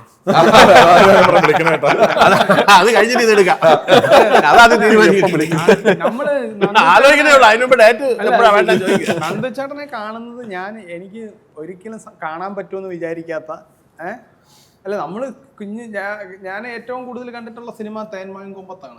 അതിലാണ് ചേട്ടനുള്ളത്. ഞാൻ ഏറ്റവും കൂടുതൽ കണ്ടിട്ടുള്ള സിനിമയാണ്. അപ്പൊ നമ്മളെ സംബന്ധിച്ച് ഇവരൊക്കെ ഭയങ്കര സൂപ്പർ സീനിയേഴ്സാ, പ്രായം കൊണ്ട് അല്ലെങ്കിൽ പോലും സിനിമകൾ കൊണ്ട്. അപ്പൊ എനിക്ക് ശരിക്കും ഒരു തരം എന്താ പറയാ, ഒരു തരം കോംപ്ലക്സ് പോലും ഉണ്ട്. അയ്യോ, നമ്മൾ പോയി ചേട്ടൻ്റെ അടുത്ത് എന്താ സംസാരിക്കുക എന്നുള്ളൊരു സാധനം ഉണ്ട്. പക്ഷെ ഇവരുടെ അടുത്ത് അതില്ല കേട്ടോ. ഞാൻ കുറച്ച് ബഹുമാനം കൂടുതൽ ഇട്ടിരിക്കുകയാണ് കേട്ടാ. ഇതായിരുന്നു നമുക്കും പറ്റിയത്. സിനിമ കണ്ടുകൊണ്ടാന്ന് ബഹുമാനം. സിനിമയും നമ്മൾ കുഞ്ഞിലെ മുതൽ കാണുന്നതാണ്. അതെ, 100% അതെ. അങ്ങനെയാണ് ഞാൻ കൂടുതലും നന്ദചേട്ടൻ്റെ അടുത്ത് സംസാരിച്ചിട്ടുള്ളതും പ്രിയദർശൻ ചേട്ടൻ്റെ സാറിൻ്റെ വർക്ക് ചെയ്യുമ്പോൾ ഉള്ള കാര്യങ്ങൾ ഞാൻ ചേട്ടൻ്റെ അടുത്ത് ചോദിച്ചിട്ടുള്ളത്. അതെങ്ങനെയായിരുന്നു, ഇതെങ്ങനെയായിരുന്നു, ഒരുപാട് കാര്യങ്ങൾ വളരെ കുറച്ച് ദിവസം ഉള്ളപ്പോൾ ചേട്ടൻ കമ്മ്യൂണിക്കേറ്റ് ചെയ്തിട്ടുണ്ട്. അപ്പൊ നല്ലൊരു സിനിമയുടെ ഭാഗമായി ഇനി സിനിമ കണ്ടിട്ട് ഭാഗമായെന്നല്ല, ജിയോ കാരണമാണ് ഈ സിനിമ തുടങ്ങിയത്. നമുക്കറിയാലോ, ജിയോ പ്രസൻസ് വെക്കുമ്പോൾ തന്നെ അറിയാലോ, ആ സിനിമയിൽ ഒരു ചെറിയ വേഷമാണെങ്കിൽ സ്ക്രീനിൽ നടന്നിരിക്കുന്ന സിനിമ തീരുന്നവരെ ഓർത്തിരിക്കുന്ന കഥാപാത്രം. ഓർക്കട്ടെ, വലിപ്പം എന്ന് പറയും, മാറ്റമില്ല. പക്ഷെ ഈ പറഞ്ഞ പോലെ നിങ്ങൾ കുറച്ച് പേരിൽ ഒതുങ്ങുന്ന ഒരു സിനിമ, ആ സിനിമയുടെ വലിപ്പം വലുതാണ്. ഈ പേര് പോലെ ഇത്തിരി നേരമാണെങ്കിലും ഒത്തിരി കാര്യം പറഞ്ഞു പോകുന്ന സിനിമയാണ്. ഇത്തരം സിനിമയിലെ ഭാഗമാകുമ്പോഴാണ് ഒത്തിരി സന്തോഷം വരിക. വലിയ സിനിമകൾ, ചില സിനിമ പരാജയപ്പെടുന്ന സിനിമകൾ, ചില നമുക്ക് തിയേറ്ററിൽ ഓടില്ല, OTT-ൽ. റോന്തൊക്കെ ഞാൻ ഉദാഹരണം പറയാം. റോന്തൊക്കെ ഏറ്റവും നല്ല സിനിമയായിട്ട് മാറിയ സിനിമയാണ്. ആ കാലഘട്ടത്തിലാണ് ഇത്തരം ഒരു സിനിമയിലായിട്ട് വരുന്നത്. റോഷനെ സംബന്ധിച്ചിടത്തോളം ഈ സിനിമയിലുള്ള പ്രതീക്ഷ എത്രമാത്രം ഉണ്ടാവും? നമുക്ക് എല്ലാ സിനിമയും പ്രതീക്ഷയാണ്. തീർച്ചയായിട്ടും. അതെ, ഇത് മറ്റേ ഏത് സിനിമ വിജയിക്കുന്നു, ഏത് പരാജയപ്പെടുന്നു, അല്ലെ തിയേറ്ററിൽ എത്ര ദിവസം ഓടുന്നു എന്നുള്ളതൊക്കെ കണക്കെടുക്കാൻ നിന്ന് കഴിഞ്ഞാൽ പിന്നെ എനിക്ക് നമ്മുടെ മൈൻഡ് ആ ഒരു രീതിയിൽ മാത്രമേ വർക്കാവുള്ളൂ. എനിക്ക് ഇടയിൽ എവിടെയോ വെച്ച് എന്നിൽ സീനിയർ ആയിട്ടുള്ള ആൾക്കാരൊക്കെ പറഞ്ഞു തന്നിട്ട് തന്നെ വന്ന വെളിവാണ്, നമ്മളൊരു പടം ചെയ്യുമ്പോൾ അതിൻ്റെ പ്രോസസ്സ് എൻജോയ് ചെയ്യാൻ പറ്റിയാൽ, സന്തോഷമായിട്ട് ഷൂട്ട് ചെയ്യാൻ പറ്റി, അത് കഴിയുമ്പോഴത്തേക്കിനും സാറ്റിസ്ഫാക്ഷനോടെ പുറത്തു വന്നു, അല്ലെങ്കിൽ നമ്മൾ മനസ്സിൽ കണ്ടതിലും ബെറ്റർ ആയിട്ട് ഈ സിനിമ വന്നിട്ടുണ്ട് എന്ന് നമുക്ക് തന്നെ ഒരു വിശ്വാസവും സന്തോഷവും ഒക്കെ തോന്നിക്കഴിഞ്ഞാൽ അവിടെ അത് തന്നെ ഒരു സക്സസ് ആണ്. അതിനുവേണ്ടി മാത്രമേ എയിം ചെയ്യാൻ പാടുള്ളൂ. ബാക്കി കാരണം നമുക്ക് നേരിട്ട് പരിചയമില്ലാത്ത ഒരു ലക്ഷക്കണക്കിന് ജനങ്ങളുടെ കയ്യിലിരിക്കുന്ന കാര്യമാണ്. നമുക്ക് അവരെല്ലാവർക്കും വേണ്ടി ചിന്തിക്കാനോ ഒരു രീതിയിൽ അവരെ കൺട്രോൾ ചെയ്യാനോ പറ്റുമെന്നൊക്കെ തോന്നുന്നത് അത് അഹങ്കാരമാണ്. അങ്ങനെ ആലോചിക്കാൻ പാടില്ല. നമുക്ക് സത്യസന്ധതയോടെ നമ്മളാൽ കഴിയുന്ന ഏറ്റവും നല്ല പ്രോഡക്റ്റ് ഉണ്ടാക്കിയെടുക്കാൻ ഒരുമിച്ച് ശ്രമിക്കാം. അതിലൂടെ ആ യാത്ര മാക്സിമം എൻജോയ് ചെയ്യാൻ ശ്രമിക്കാം. അതിലൂടെ ഉണ്ടാവുന്ന സാധനത്തിൽ സത്യം ഉണ്ടെങ്കിൽ, അതിന് കാമ്പുണ്ടെങ്കിൽ, അത് ആൾക്കാർ കണ്ട് അവർക്കത് ഇഷ്ടപ്പെടും. ഒരു പ്രധാന വിഷയം എന്ന് പറഞ്ഞാൽ നമ്മൾ ഇത്രയും എഫേർട്ട് എടുത്ത് ഇതൊക്കെ ചെയ്യുന്നുള്ളതാണ്. പക്ഷേ ഇത് ജനങ്ങൾ അറിയണം ഇങ്ങനെ പടം വന്നു എന്നുള്ളത്. അതാണ് ഏറ്റവും വലിയൊരു വിഷയം. നമ്മൾ പല പടങ്ങളും ചെയ്തിട്ട് ഇത് വന്ന് ഓടിയിട്ട് പോകുമ്പോൾ ആളുകൾ നീ ഒരു പടം ചെയ്യില്ല, അതെന്തായി? ഞാൻ പറഞ്ഞത് കഴിഞ്ഞ മാസം റിലീസ് ചെയ്തിട്ട് പോയി, അയ്യോ നമ്മൾ അറിഞ്ഞില്ലല്ലോ എന്ന് പറയും. അങ്ങനെ ഒരു അവസ്ഥ ഉണ്ടാവരുത്. അതുകൊണ്ടാണ് നമ്മൾ ഇത് മാക്സിമം ജനങ്ങളിലേക്ക് ഇങ്ങനെ ഒരു സിനിമ വരുന്നുണ്ട് എന്നറിയും. ഞാൻ എപ്പോഴും പണ്ട് ഈ ഏഷ്യാനെറ്റിന്റെ ഒരു പ്രോഗ്രാം ഉണ്ടായിരുന്നു, നമ്മൾ ലൊക്കേഷൻ വന്ന് ഷൂട്ട് ചെയ്യണം, എൻ്റെ പേര് മറന്നുപോയി, സിനിമ ഡയറി. അതൊക്കെ അന്ന് വന്ന് ഷൂട്ട് ചെയ്യുന്ന സമയത്ത് പോലും നമുക്ക് അപൂർവമായിട്ട് നമ്മുടെ നേരെ ക്യാമറ വരാറുള്ളൂ. പക്ഷെ കാര്യം ഒരുപാട് ആർട്ടിസ്റ്റ് കാണും. അപ്പം നമ്മളെ കാര്യത്ത് ഏറ്റവും ശിശുവായിരിക്കും. അപ്പം നമ്മുടെത്തൊക്കെ വന്ന് എത്തൂല. അപ്പം അഥവാ വന്നിട്ടുണ്ടെങ്കിൽ നമ്മൾ പറയുന്ന അന്ന് മുതലേ പറയുന്ന ഒരു കാര്യമാണ്, ഒരിക്കലും മറ്റൊരാളുടെ അഭിപ്രായം കേട്ടു. നിങ്ങൾക്കൊരു സിനിമ കാണണമെന്ന് ആഗ്രഹം ഉണ്ടെങ്കിൽ, ഇപ്പം നിങ്ങൾക്ക് റോഷനെ ഇഷ്ടമുള്ള നടനാണെന്ന് വെച്ചാൽ റോഷൻ പ്രധാനമായും ചെയ്യുന്ന ഒരു പടമാണ്. അപ്പം അടുത്തിങ്ങനെ എങ്ങനെയുണ്ട് ആ പടം, എനിക്ക് ഇഷ്ടപ്പെട്ടില്ല എന്ന് റോഷനെ ഇഷ്ടമുള്ള ആളായിരിക്കും ചോദിക്കുന്നത്. എന്നാ പോണില്ല എന്ന് പറയുന്നത് ഒരു തെറ്റായതാണ്. റോഷനെ ഇഷ്ടമുണ്ടെങ്കിൽ നിങ്ങൾ പോയി കാണണം. അയാളുടെ അഭിപ്രായം ആയിരിക്കില്ല നിങ്ങളുടെ അഭിപ്രായം. നമ്മളെല്ലാ ആഹാരം കഴിക്കണം, എല്ലാവരും ഒരേ ടേസ്റ്റിലാണ് കഴിക്കണം. അവർ പലർക്കും പല ടേസ്റ്റാണ് എന്ന് പറഞ്ഞ പോലെ അത് കാണുമ്പോൾ ഈ പടത്തിനെ പറ്റിയാണ് മോശമായിട്ട് പറഞ്ഞത്. നല്ല പടമല്ലേ? അപ്പം ആളുകൾ പേഴ്സ്പെക്റ്റീവ് ഡിഫറൻ്റ് ആണ്. ഈ മോശം എന്ന് പറയുന്നത് അയാൾ ഉദ്ദേശിച്ച സാധനം കണ്ടിട്ടില്ലാത്തതുകൊണ്ടായിരിക്കും മോശം എന്ന് പറയുന്നത്. അപ്പം അത് കേട്ടുണ്ട്. അപ്പം ഞാൻ അന്നും കൈകൂപ്പി പറയണത്, ദയവായി നിങ്ങൾക്ക് കാണണം എന്ന് ആഗ്രഹം നിങ്ങൾ നേരിട്ട് പോയി കാണണം. ആരുടെ അഭിപ്രായം ചോദിക്കരുത്. നിങ്ങൾ പോവുക, ടിക്കറ്റ് സിനിമ എടുത്ത് കാണണം. അങ്ങനെ പണം വിജയിപ്പിക്കാറുള്ളൂ. പിന്നെ ഇപ്പം എല്ലാവരുടെയും ഒരു ധാരണയുണ്ട്, OTT വരുമ്പോൾ കാണാം. എവിടെ OTT വരണം? ഏത് പടം OTT വരണം?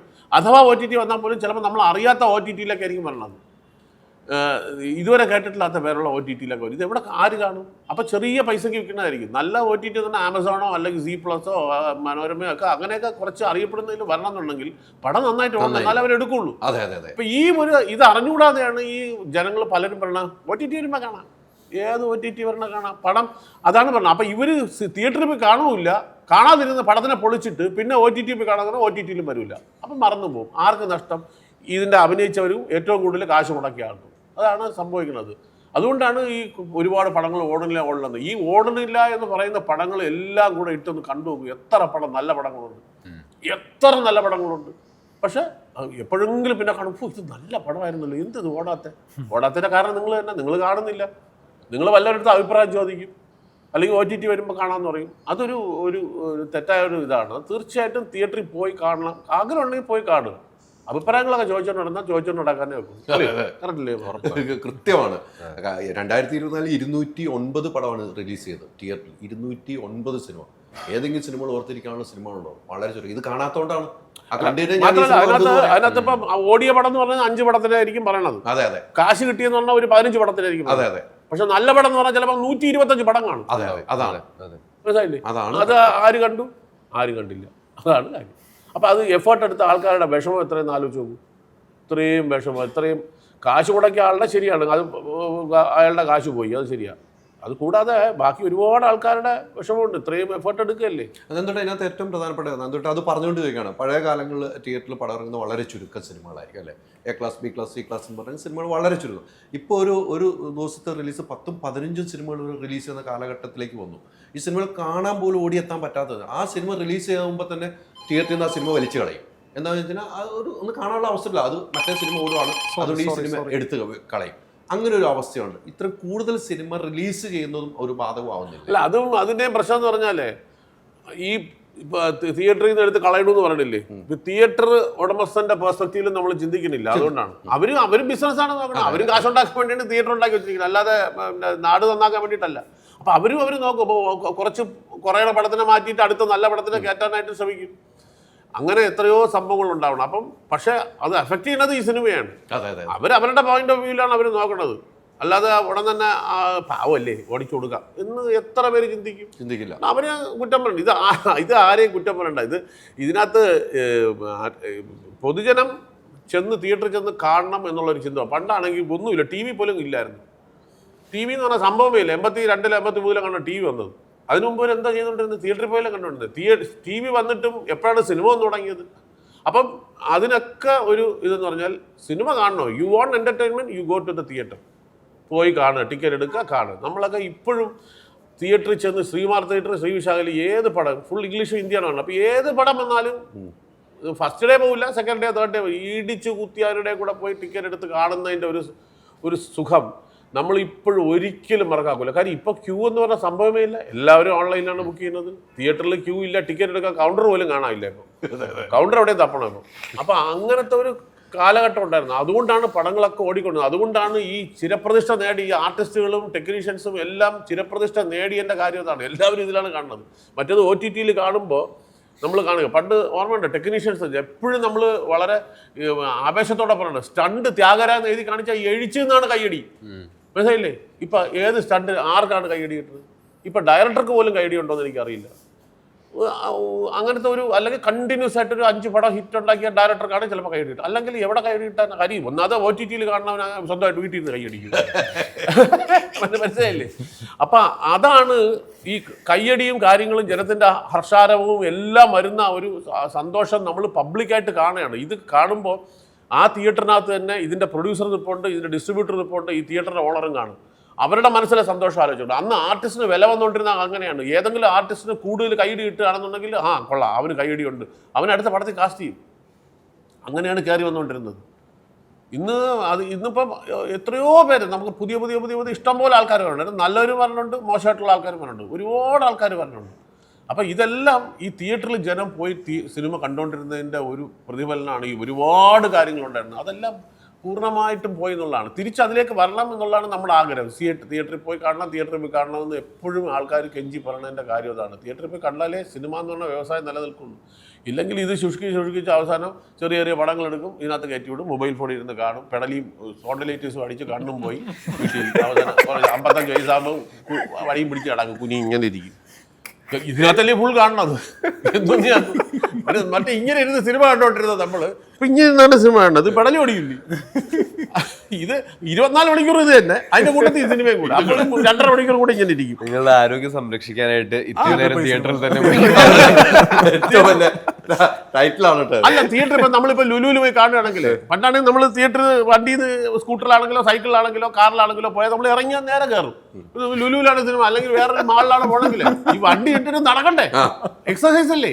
നടന്ന് പോകുന്നു, അപ്പോൾ കാണുന്നു, കപ്പലണ്ടി വാങ്ങിക്കുന്നു, അല്ലെങ്കിൽ അവിടെ ചായ കുടിക്കുന്നു, എല്ലാം കഴിഞ്ഞ് പോകുന്നു, സിനിമ കാണുന്നു, തിരിച്ചു വരുന്നു, 10 ജനങ്ങളെ കാണുന്നു. അപ്പോൾ അതാണ് ഒരു ഇതെന്ന് പറയുന്നത്. ഇത് ആർക്കും ഇതിലേക്ക് പോകണില്ല. ജനം ഇപ്പോഴും വരട്ടെ, OTT വരുമ്പോൾ നമുക്ക് കാണാം എന്നുള്ള ഒരു ചിന്തയിലേക്ക് പോയിക്കൊണ്ടിരിക്കുകയാണ്. അതൊരു വലിയ വിഷമമാണ്. നമുക്ക് മാറ്റാൻ വെക്കൂല, നമുക്ക് കെഞ്ചി പറയാനേ വെക്കുള്ളൂ. ദൈവത്തെ ഓർത്ത് നിങ്ങൾ തിയേറ്ററിൽ പോയി കാണൂ, ഞങ്ങൾക്ക് ജീവിക്കണം, നിങ്ങൾ പോയി കാണൂ എന്ന് വീണ്ടും പറയുന്നത് ആലോചിച്ചു. എത്ര പേരാണ് ഈ ഇൻഡസ്ട്രിയെ നമ്പി നിൽക്കുന്നത്, പ്രത്യക്ഷമായും പരോക്ഷമായും. എത്രയോ ആൾക്കാർ, അഭിനയിക്കുന്നവർ മാത്രമല്ലല്ലോ, ടെക്നീഷ്യൻസ് എത്ര പേര്, അതുപോലെ തന്നെ വണ്ടി ഓടിക്കുന്ന ആൾക്കാർ, പാത്രം ഇത് സപ്ലൈ ചെയ്യുന്ന ആൾക്കാർ, അതിൻ്റെ അനുബന്ധമായിട്ടുള്ള ആൾക്കാർ. അങ്ങനെ പറഞ്ഞു വരുമ്പം ലക്ഷക്കണക്കിന് ആൾക്കാർ സിനിമ ഇൻഡസ്ട്രിയെ നമ്പിയാണ് ജീവിക്കുന്നത്. ലക്ഷക്കണക്കിന് ആൾക്കാർ, അവരെയൊക്കെ ബാധിക്കാണ് ഒരു സിനിമ ഓടുന്നത്. ഇപ്പം തന്നെ ഒരു പ്രതിസന്ധി വന്നു, 5-6 മാസം സിനിമകളില്ലാതെ ഞാൻ 3 മാസം വീട്ടിയിരുന്നു. ഒരു പടത്തിന് എന്നെ വിളിച്ചില്ല. 3 മാസം ഞാൻ വീട്ടിൽ ഇരിപ്പായിരുന്നു. അവസാനം അടുത്ത വീട്ടുകാരൊക്കെ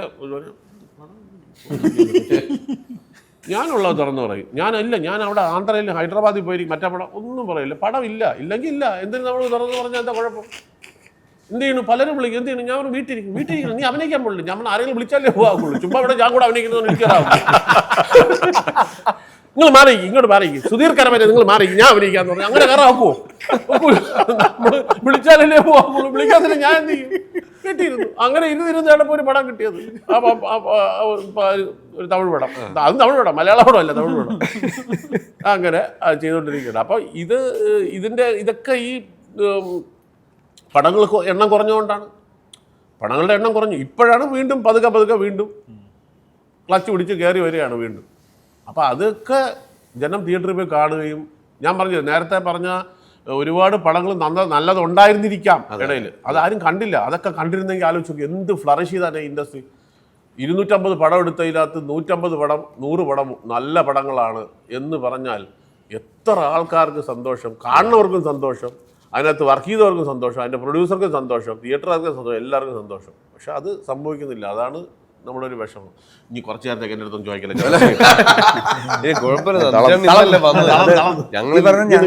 ഞങ്ങൾ വേറെ ഇന്റർവ്യൂസിലൊക്കെ എക്സ്പ്രസ് ചെയ്യാൻ സ്ട്രഗിൾ ചെയ്ത കാര്യങ്ങളാണ് നന്ദുചേട്ടൻ വളരെ സിമ്പിൾ ആയിട്ട് അതെ സിമ്പിളായി. അതാ അതിലേക്ക് വന്നപ്പോഴാണ് നമ്മൾ അതിലേക്കൊരു ചോദ്യങ്ങളിലേക്ക് വന്നപ്പോൾ നന്ദുചേട്ടൻ തന്നെ പറഞ്ഞു തന്നപ്പോഴാണ് നമ്മൾ ആ തിയേറ്റർ കാര്യങ്ങൾ പറഞ്ഞപ്പോൾ അത്രയും പറയാൻ പറ്റിയത്. എനിക്ക് പേഴ്സണലായിട്ട് ഒരു അനുഭവമുള്ള സ്ഥാനാർത്ഥി ശ്രീകുട്ടൻ എന്നുള്ള സിനിമ കറക്റ്റ് ഇങ്ങനെയായിരുന്നു സംഭവിച്ചത്. എത്ര നാള് മാറ്റി വെച്ചിട്ട് അവസാനം നല്ല സിനിമയാണ്. ആ സിനിമ കണ്ടിട്ട് തമിഴ്നാട്ടില് ബാക്ക് ബെഞ്ച് വരെ മാറ്റിയ ചരിത്രം ഉണ്ടായി. അല്ല അതിന്റെ റൈറ്ററാണ് അല്ല എനിക്കറിയാലോ. ഞാൻ ആ സിനിമ പ്രൊമോട്ട് ചെയ്ത ഒരാളാണ്. അതാണ് ഞാൻ ആലോചിക്കുന്നത്. ആ സിനിമ കണ്ടിട്ട് തമിഴ്നാട് ഗവൺമെന്റ് വരെ ആ ബാക്ക് ഇവിടെ മാറ്റി.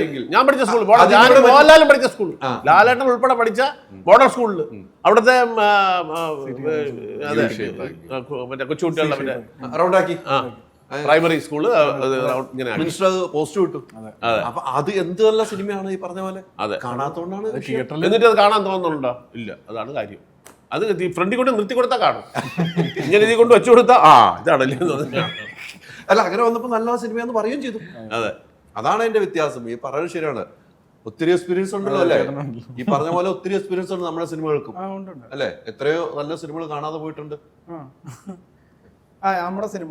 ജിയ അഭിനയിച്ച പടം, ഡയറക്ട് ചെയ്ത പടങ്ങളും അത് വെച്ച് നോക്കുമ്പോ എനിക്ക് തോന്നുന്നത് നമ്മൾ പല സ്ഥലത്തും സിനിമ ഉണ്ടാക്കുന്നവരുടെ കൂടെ പ്രശ്നം ഉണ്ടെന്നാണ് എനിക്ക് മനസ്സിലാകുന്നത്, എൻ്റെ എക്സ്പീരിയൻസ്. കാരണം നന്ദുചേട്ടൻ പറഞ്ഞൊരു കാര്യമുണ്ട്, സിനിമ ഉണ്ടായി സിനിമ ഇറങ്ങി നമ്മൾ അറിയിക്കണം. നമ്മളോട് വന്നിരിക്കുന്നത് അതിന് വേണ്ടിയിട്ടാണ്. അതിൽ പല സിനിമകളും പരാജയപ്പെട്ടു പോകുന്നുണ്ട്. കാരണം അത് പൈസ ഇല്ലാത്തതുകൊണ്ടായിരിക്കും നിർമ്മാതാവിൻ്റെ കയ്യിൽ. അപ്പോൾ അവിടെ എന്താ, നമ്മളെല്ലാവരും ഏതൊരു പ്രോഡക്റ്റും സെല്ല് ചെയ്യുന്ന പോലെയാണല്ലോ അല്ലേ? നമുക്കൊരു സാധനം ലോഞ്ച് ചെയ്തിട്ടുണ്ടെന്ന് അറിയണം. അറിയിക്കുന്ന രീതി നന്നായാൽ അല്ലേ, അതിൻ്റെ പാക്കറ്റ് നന്നായാൽ നമ്മുടെ പോസ്റ്ററുകളും എല്ലാം കവറിങ് ആണല്ലോ. നന്നായാൽ ആൾക്കാർ ഇതൊന്ന് കണ്ടേക്കാമെന്നൊക്കെ തന്നെ തീരുമാനിക്കുന്ന ഒരു ഓഡിയൻസാണ് ഇപ്പോൾ ഉള്ളത്. നല്ല സിനിമ വന്നെന്ന് അവരറിഞ്ഞാൽ തിയേറ്റർ ക്രൗഡ് ഉണ്ടാവുന്നുണ്ട്.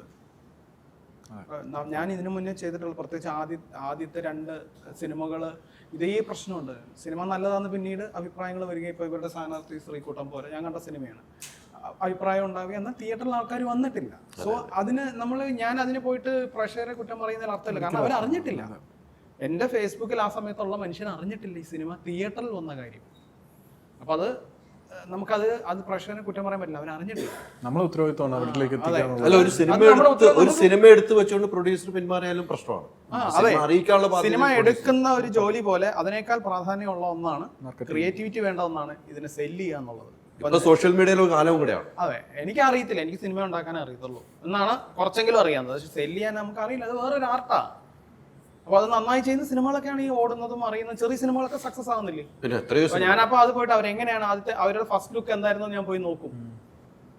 നമുക്ക് കുറച്ച് ഐഡിയാസ് ഒക്കെ ഉണ്ടാവും. ഇപ്പൊ നമ്മള് ഓരോ സിനിമകൾ ചെയ്യുമ്പോൾ ഇങ്ങനെ സെല്ല് ചെയ്യാൻ ശ്രമിക്കുക. അത് നമ്മുടെ ഐഡിയ മാത്രമല്ല, അത് എക്സിക്യൂട്ട് ചെയ്യണമെങ്കിൽ പൈസ വേണം, ഒരുപാട് സന്നാഹങ്ങൾ വേണം, നമ്മളെക്കാൾ ഐഡിയ ഉള്ളവർ വേണം. അങ്ങനെയൊക്കെ ജോയിൻ ചെയ്ത് വർക്ക് ചെയ്യുമ്പോഴാണ് ഒരു പ്രോഡക്റ്റ്. നിങ്ങൾ സക്സസ് ആയിട്ടുള്ള എല്ലാ സിനിമ എടുത്ത് നോക്കൂ, പ്രത്യേകിച്ച് ഭയങ്കര ആർട്ടിസ്റ്റ് ഇല്ലാതെ വന്ന ഇവിടെ തിയേറ്ററിൽ ആളെ കയറ്റിയ സിനിമകളുടെ പിന്നിലൊക്കെ ഈ ബുദ്ധി, ക്രിയേറ്റിവിറ്റിയും പണവും വർക്ക് ചെയ്യുന്നത്. തീർച്ചയാണ് അങ്ങനത്തെ സിനിമയാണ് ഈ സിനിമ. എല്ലാം കൊണ്ടും എല്ലാം ചെയ്യുന്നുണ്ടെന്നാണ് എനിക്ക് ഈ സിനിമയെ കുറിച്ച് 2 ദിവസമൊക്കെ പ്രൊമോഷൻ ഷൂട്ട് തന്നെ വെച്ചു. അത് തന്നെ ആലോചിക്കുക. അപ്പം എല്ലാവരും അറിയിക്കണം. എന്താണെന്ന് വെച്ചാൽ എല്ലാ സിനിമകൾക്കും ഇതുണ്ടല്ലോ. സോ പ്രൊമോഷൻ വരുന്നുണ്ട്. ഇതിനൊരു പുതുമ ഇല്ല എന്നുള്ളതാണ് അല്ലേ? നിങ്ങൾക്കായിരിക്കും അതിനെ കുറിച്ച് കൂടുതൽ എങ്ങനെയാ പോകുന്നത്. തീർച്ചയായിട്ടും പുതുമ വേണമെന്നുള്ള കാര്യം സംശയമൊന്നുമില്ല. റോഷന്റെ സിനിമകൾ ഞാൻ ഒത്തിരി സിനിമയ്ക്ക് ഞാൻ ഇന്റർവ്യൂ എടുക്കാൻ വേണ്ടി റോഷന്റെ ഒത്തിരി സിനിമകൾ ഇന്റർവ്യൂ എടുത്തിട്ടുണ്ട്. പക്ഷെ ഈ പറഞ്ഞ പുതുമകൾ വരുന്നില്ല ഒത്തിരി. നമ്മൾ ഒരു കസേരയ്ക്ക് വിട്ടിരുന്ന് സംസാരിക്കുന്ന അപ്പുറത്തേക്ക് വേറെ രീതിക്ക് ഇനിയും മാറണം. ഇതൊക്കെ ആൾക്കാർ കണ്ടേ ഇത് തന്നെയല്ല കാണുന്നത്. സത്യസന്ധമായിട്ട് പറയാം. അത് പിന്നെ സിനിമയ്ക്ക് മുമ്പ് ഒരു ഇന്റർവ്യൂ എടുക്കാൻ നമുക്ക് സിനിമയെ കുറിച്ച് സംസാരിക്കാൻ പറ്റില്ല. അങ്ങനെ ഒരു പ്രശ്നമുണ്ട്. അങ്ങനെയൊക്കെ പറ്റില്ലാന്നൊന്നും ഇല്ല ആക്ച്വലി. ഇപ്പൊ ഈ സിനിമ ഷൂട്ട് തുടങ്ങുന്നതിന് മുമ്പ് തന്നെ പ്രൊമോഷൻ തുടങ്ങുന്ന സിനിമകളുണ്ട് ഇപ്പൊ, എത്രയോ സിനിമകൾ. കാരണം ഇത് മാർക്കറ്റിംഗ് ഡ്രിവൺ ആണ് ലോകം മൊത്തം. അതിപ്പോ ആർട്ടായാലും ബിസിനസ് ആയാലും പൊളിറ്റിക്സ് ആണെങ്കിൽ പോലും ഇത് മാർക്കറ്റ് ചെയ്ത് കഴിഞ്ഞാൽ, കാരണം ആൾക്കാരുടെ മുമ്പിൽ എല്ലാത്തിനും ഇപ്പൊ 100 ഓപ്ഷൻസ് ഉണ്ട്. നന്ദുചേട്ടൻ പറഞ്ഞ പോലെ പണ്ട് വൈകുന്നേരം ഒരു ദിവസം ഞായറാഴ്ച വൈകുന്നേരം 3 സിനിമയിൽ നിന്ന് പിക്ക് ചെയ്താൽ മതി. ഏഷ്യാനെറ്റിലൊന്ന്, സൂര്യയിലൊന്ന്, DD-യിലൊന്ന്, അതായത് കൈരളിയിലൊന്ന്, ഇതിൽ നിന്ന് പിക്ക് ചെയ്താൽ മതി. ഇപ്പൊ അങ്ങനല്ല. ഇപ്പൊ എല്ലാവരുടെ കയ്യിലും ഒരു ദിവസം ഒരു സിനിമ കാണാൻ 2 മണിക്കൂർ ഉണ്ടെങ്കിൽ 1500 ഓപ്ഷൻ ആണുള്ളത്. ഇത് പിക്ക് ചെയ്ത് തന്നെ 2.5 മണിക്കൂർ ചെയ്യും. മാത്രമല്ല നമ്മള് തിയേറ്ററിൽ ചെല്ലുമ്പോൾ ഈ സിനിമ എന്റർടൈൻ തരുന്നില്ലെങ്കിൽ നമ്മുടെ കയ്യിൽ ഇരിക്കുമല്ലേ, അതെ ഫോൺ ഓൺ ആക്കാം, ഹെഡ്സെറ്റ് വെച്ചിട്ട് എത്രയോ പേര് തിയേറ്ററിൽ ഇരിക്കുന്ന കാണുന്നു. അറ്റൻഷൻ സ്പാൻ കുറവാണ്. നമ്മൾ പുറത്തേക്ക് ഇറങ്ങി കഴിഞ്ഞാലും ലോകം മൊത്തം അഡ്വർടൈസ്മെന്റ്സ് തന്നെയാണ്. ഇതിനിടയിൽ നമ്മൾ ഈ ജിയോ ചേട്ടൻ പറഞ്ഞത് എക്സാക്ട് ആണ്. നമ്മൾ ക്രിയേറ്റീവായിട്ട് ഏതെങ്കിലും പുതിയ രീതി കണ്ടുപിടിച്ചുകൊണ്ടിരിക്കണം. ഞങ്ങൾ ഇന്നലെയും കൂടി ഡിസ്കസ് ചെയ്തത്, നമ്മൾ പ്രൊമോഷൻ ഇന്റർവ്യൂസ് നമ്മൾ ഇനി ഇവിടുന്ന് ഈ 4 കസേരയിൽ നിന്ന് മാറിയിട്ട് അവിടുത്തെ ഒരു 4 കസേരയിലിരിക്കും. നമുക്ക് വേറെ എന്താ ചെയ്യാൻ പറ്റുക? എല്ലാവരും കോൺസ്റ്റന്റ്ലി നമ്മളത് റെക്കഗ്നൈസ് ചെയ്തു എന്നുള്ളതാണ് ഇതിനകത്ത് ഏറ്റവും വലിയ പോയിന്റ്. ഇനി അതിനെ എങ്ങനെ മാറ്റി തുടങ്ങാം, എങ്ങനെ അതിനെ പൊളിച്ചു തുടങ്ങാം എന്നുള്ളത് തന്നെയാണ് കാര്യമായിരിക്കും. ചേട്ടനും കൂടെ ഒക്കെ ആലോചിക്കണം എന്താണ് ചെയ്യേണ്ടത്. നമ്മൾ ഈ സിനിമയ്ക്ക് വേറെ ഒരു ഐഡിയ ഞാൻ തരും കേട്ടോ, എനിക്ക് ആർട്ടിസ്റ്റുകളും തന്നാൽ മതി. കുറച്ച് നാള് മുമ്പ് വരെ കണ്ടോണ്ടിരുന്ന ഒരു സംഭവം അറിയാമോ, ഇപ്പൊ അത് മാറി. ഇപ്പൊ ഈ പ്രൊമോഷന്റെ രീതികളൊക്കെ കുറച്ച് ബെറ്റർ ആയിട്ടുണ്ട്. കുറച്ച് നാള് മുമ്പ് വരെ ഞാൻ കണ്ട പല സിനിമകളിലും നമ്മൾ ചെറിയ പടം, വലിയ പടങ്ങളല്ല, ചെറിയ പടങ്ങളിലൊക്കെ ചെന്ന് ചെയ്യുമ്പോൾ ഒരു ബഡ്ജറ്റ് ഇടും. ഒരു കോടിയെന്നോ അല്ലെങ്കിൽ 75 ലക്ഷം എന്നോ അല്ലെങ്കിൽ 1.5 കോടിയെന്നോ ബഡ്ജറ്റ് ഇടും. ഈ ബഡ്ജറ്റ് ഇട്ടിട്ട് ഈ പടം ചെയ്യും. എന്തുകൊണ്ടെന്ന് അറിയാമോ, ഈ മുഴുവൻ പൈസയും ഈ ഷൂട്ടിങ്ങിനും ഡബിങ്ങിനും എഡിറ്റിങ്ങിനും വേണ്ടി ചെയ്യും. പിന്നെ 1 രൂപ പോലും കാണൂല മാർക്കറ്റിംഗ്. ഒറ്റ പ്രൊഡ്യൂസർ പറഞ്ഞു ഞാൻ പറഞ്ഞ കാശ് ഞാൻ ഇട്ടിട്ടുണ്ട്. ശരിക്കും പറഞ്ഞാൽ 25% മാറ്റി വയ്ക്കണം എന്നുള്ളൂ. 25% നിങ്ങൾ 1 കോടി രൂപയാണ് സിനിമയ്ക്ക് വേണ്ടി മുടക്കണം, 25 ലക്ഷം രൂപ നിങ്ങൾ പരസ്യത്തിന് വേണ്ടി മാറ്റി വയ്ക്കണം. പോട്ടെ 25 പോയില്ലെങ്കിലും 15 മാറ്റി വയ്ക്കണം. ഇത് പല നമ്മൾ അപ്പോഴാണ് അവർ പോലും ആലോചിക്കുന്നത്, അയ്യോ ശരിയാണല്ലോ, ഇതിനിപ്പോൾ എന്ത് ചെയ്യും. ആ പടങ്ങളൊക്കെ നല്ല പടങ്ങൾ ചെയ്തിട്ടുണ്ട്. പക്ഷെ ഒരു മനുഷ്യൻ പോലും അറിഞ്ഞിട്ടില്ല എപ്പോൾ റിലീസായെന്നോ എങ്ങോട്ട് പോയെന്നോ അറിഞ്ഞിട്ടില്ല. അത് പക്ഷേ ഇപ്പം അതിനൊക്കെ ഒരു മാറ്റം ഉണ്ടായിട്ടുണ്ട്. ഇപ്പം ഈ പബ്ലിസിറ്റി വേണം എന്നുള്ള ഒരു, പിന്നെ പലരും മൗത്ത് പബ്ലിസിറ്റി, എവിടെ മൗത്ത് പബ്ലിസിറ്റി വരും? മൗത്ത് പബ്ലിസിറ്റി ഉണ്ടാവണമെങ്കിൽ പടം ഉണ്ടെന്ന് അറിയണ്ടേ? അതൊന്നും വർക്കൗട്ട് ആവില്ല.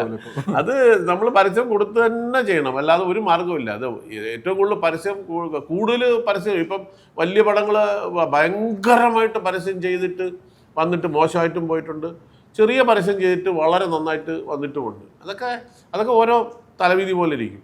അത് കറക്റ്റായിട്ടുള്ള ഒരു പടം തിയേറ്ററിൽ നിന്ന് എടുത്ത് മാറ്റിയിട്ട് ഇതേ തിയേറ്ററുകാർ ആ പടത്തിന്റെ ആൾക്കാരെ വിളിച്ച് നിങ്ങൾ ആ പടം വീണ്ടും തരും ഞങ്ങൾ ഓട്ടിക്കാമെന്ന് പറയുന്ന എത്രയോ സംഭവം. ഒത്തിരി സിനിമകൾ ഇപ്പോൾ ഈ കാലഘട്ടത്തിൽ അങ്ങനെ ഒത്തിരി സിനിമകൾ കണ്ടിട്ടുണ്ട്. എനിക്ക് തോന്നുന്നു ഇപ്പം ഈ നമ്മളിപ്പം സോഷ്യൽ മീഡിയയിൽ വരുന്ന പോസ്റ്റുകളും ബാക്കി കാര്യങ്ങളൊക്കെ ചിലതൊക്കെ വായിക്കുമ്പോൾ നമുക്ക് അറിയാം ഇത് PR ആയിരിക്കുമെന്ന്. അപ്പൊ ഈ അവിടുത്തെ ബ്രില്യൻസ് എന്ന് പറഞ്ഞാൽ ചിലത് വായിക്കുമ്പോൾ ഇത് PR ആണോ ഇത് ഒറിജിനൽ ആണോ എന്ന് മനസ്സിലാക്കാത്തടത്താണ് ഇതിന്റെ വിജയം എന്നാണ് തോന്നുന്നത്. അപ്പോഴാണ് ആൾക്കാർ കൺഫ്യൂസ് എന്നാ പോയി കണ്ടു നോക്കാന്ന് വിചാരിക്കും. ഇത് ഏതാണ്, ഇത് ശരിയായിട്ടുള്ള റിവ്യൂ ആണോ അതോ ഇത് PR ആണോ എന്ന് മനസ്സിലാക്കാത്തടത്താണ് ഇവരുടെ വിജയം എന്നാണ് എനിക്ക് തോന്നുന്നത്. അങ്ങനത്തെ ഒരു പരിപാടി അതുകൊണ്ട് കറക്റ്റാണ്. ഈ ഇപ്പൊ നേരത്തെ പറഞ്ഞില്ല നന്ദിച്ചേട്ടൻ്റെ ഏറ്റവും ഇഷ്ടപ്പെട്ട സിനിമ തേന്മാൻ കൊമ്പത്ത് പറഞ്ഞു. നന്ദിച്ചേട്ടൻ്റെ ഏറ്റവും ഇഷ്ടപ്പെട്ട സിനിമ ഏതാ? എന്റെ സ്പിരിറ്റ്. ഇത്തിരി നേരം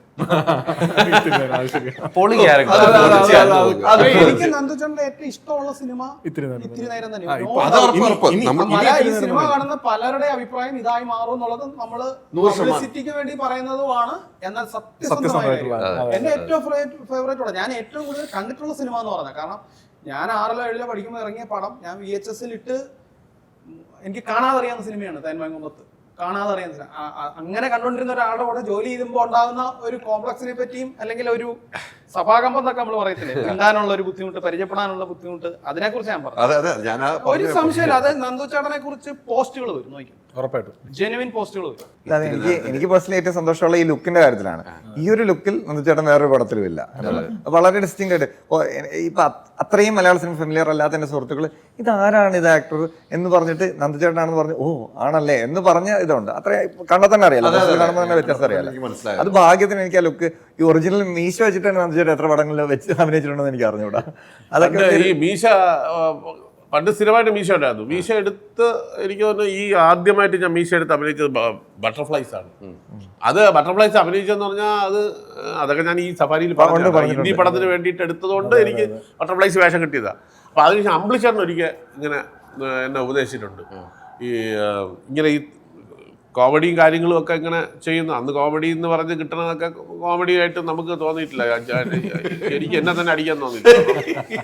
അപ്പം അങ്ങനെ അമ്പിളിച്ചേട്ടൻ പറഞ്ഞതെന്ന് പറഞ്ഞാൽ മീശ ഇല്ലാതെ ഇരിക്കുന്നതാണ് നല്ലത്. കാര്യം എന്ന് പറഞ്ഞാൽ മീശ വേണമെങ്കിൽ നിനക്ക് വയ്ക്കാം, ഒട്ടിച്ച് വെച്ചിട്ട് മീശ വെച്ചാൽ അഭിനയിക്കും.